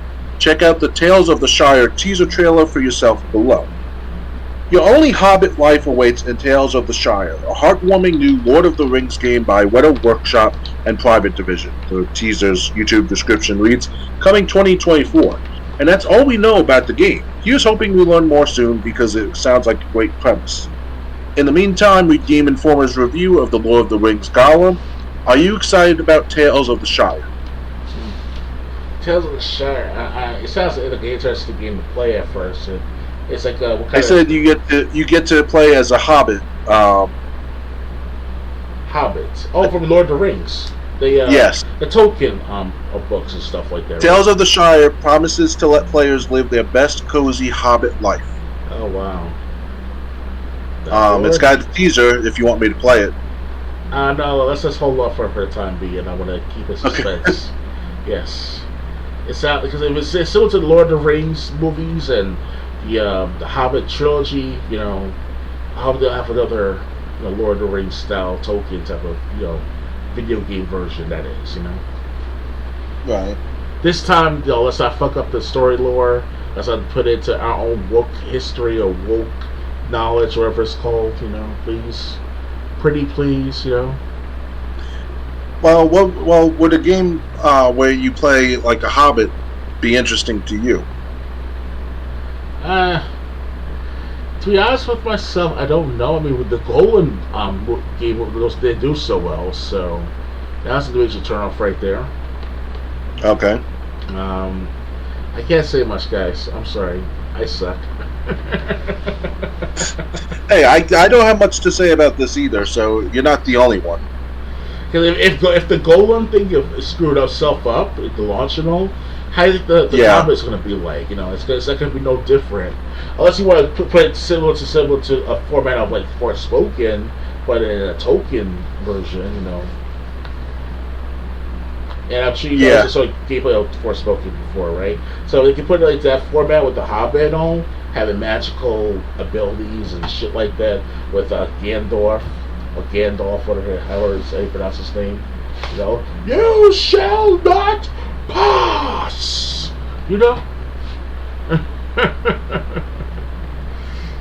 Yeah, I mean, I'm not really familiar with Lord of the Rings, so basically, I don't know what to expect from this game. Yeah, same here. I'm sorry, guys. All right. And that's it for the Let's Discuss Gaming podcast. I hope you enjoyed this. The next episode will be episode 82. Just let me get the date. It'll be on October 7th. Hopefully starting at 9 p.m. Eastern if my laptop doesn't need to be restarted 5 minutes beforehand, like it needed to be tonight. So I hope you enjoyed this. Dr. Games 101, do you have any plans for Twitch or uploading on BitChute this weekend? Well, as always, I always simulcast on BitChute and YouTube.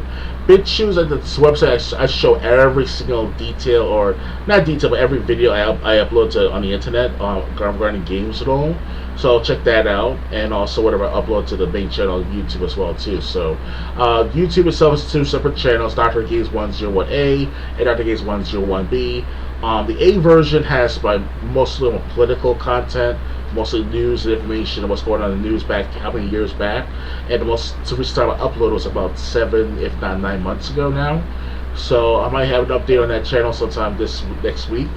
For the gaming channel, I will continue doing my monthly updates for, I think I already did September so far, so October's coming up, and I'll do a gameplay more of, I might do more gameplay of Starfield, that's Starfield, what's that other game? I'm sorry guys, but I can't really come to mind for the matter, but I want to do more Resident Evil 2 with you guys, so I'll probably do more Resident Evil 2 streaming, hopefully sometime this month, no later than that, so try to finish that up with the next couple of, sessions, guys? That's all I gotta say for now. Okay. Yeah. As far as me, I do have planned to get a couple Total Extreme Wrestling videos out. I'm almost done with Raw for week 4 of May in 2001. So I definitely will try to get that out this weekend and maybe even Sunday Night Heat, the next one. So there's that. There's also something I do wish I could get back to gaming on Twitch, but at the same time, most of the night I spend working on my website and my business. But I do want to get back into Twitch gaming, even if it doesn't bring in viewers. I just want to do it for me, basically. So I might be doing that. And again, I don't know if it's going to be a Twitch. I don't know if it's going to be a BitChute and Rumble uploads. But I definitely want to get back into something. Yeah, and I hope by Christmas time we'll sort out the gaming session to you and I at Triple J. I want to plan on doing that at least one time this year that's during right before Christmas and all. So it'll be maybe get a month of Game Pass Core and we can play something that we both own or something that is on the Core membership of Game Pass. And based on my how should I say this? Based on my gameplay and on my tournaments with Apex Legends and Z-League and all, if I ever win a $5 gift card, $10 gift card from Xbox this year, that'll be great. I can add it to my Game Pass, whatever it's called. So, make it like that. I can do something like sporadic with you guys on Xbox. So that's right. Yeah, right. While we may never go back to being monthly, just month after month after month subscribers of Game Pass on any level. We might get like core memberships here or there just to play together. But yeah, so that's gonna be it. Anyway, I'm gonna get going because I'm gonna have to go to bed soon because I'm gonna have to take my shower tomorrow before church. Anything else you want to say before we sign off for tonight? That's all I got to say, guys. All right, so hope you join us. Hope you join me on Twitch if I do return. Until then, good night, everyone. Later, guys. Goodbye.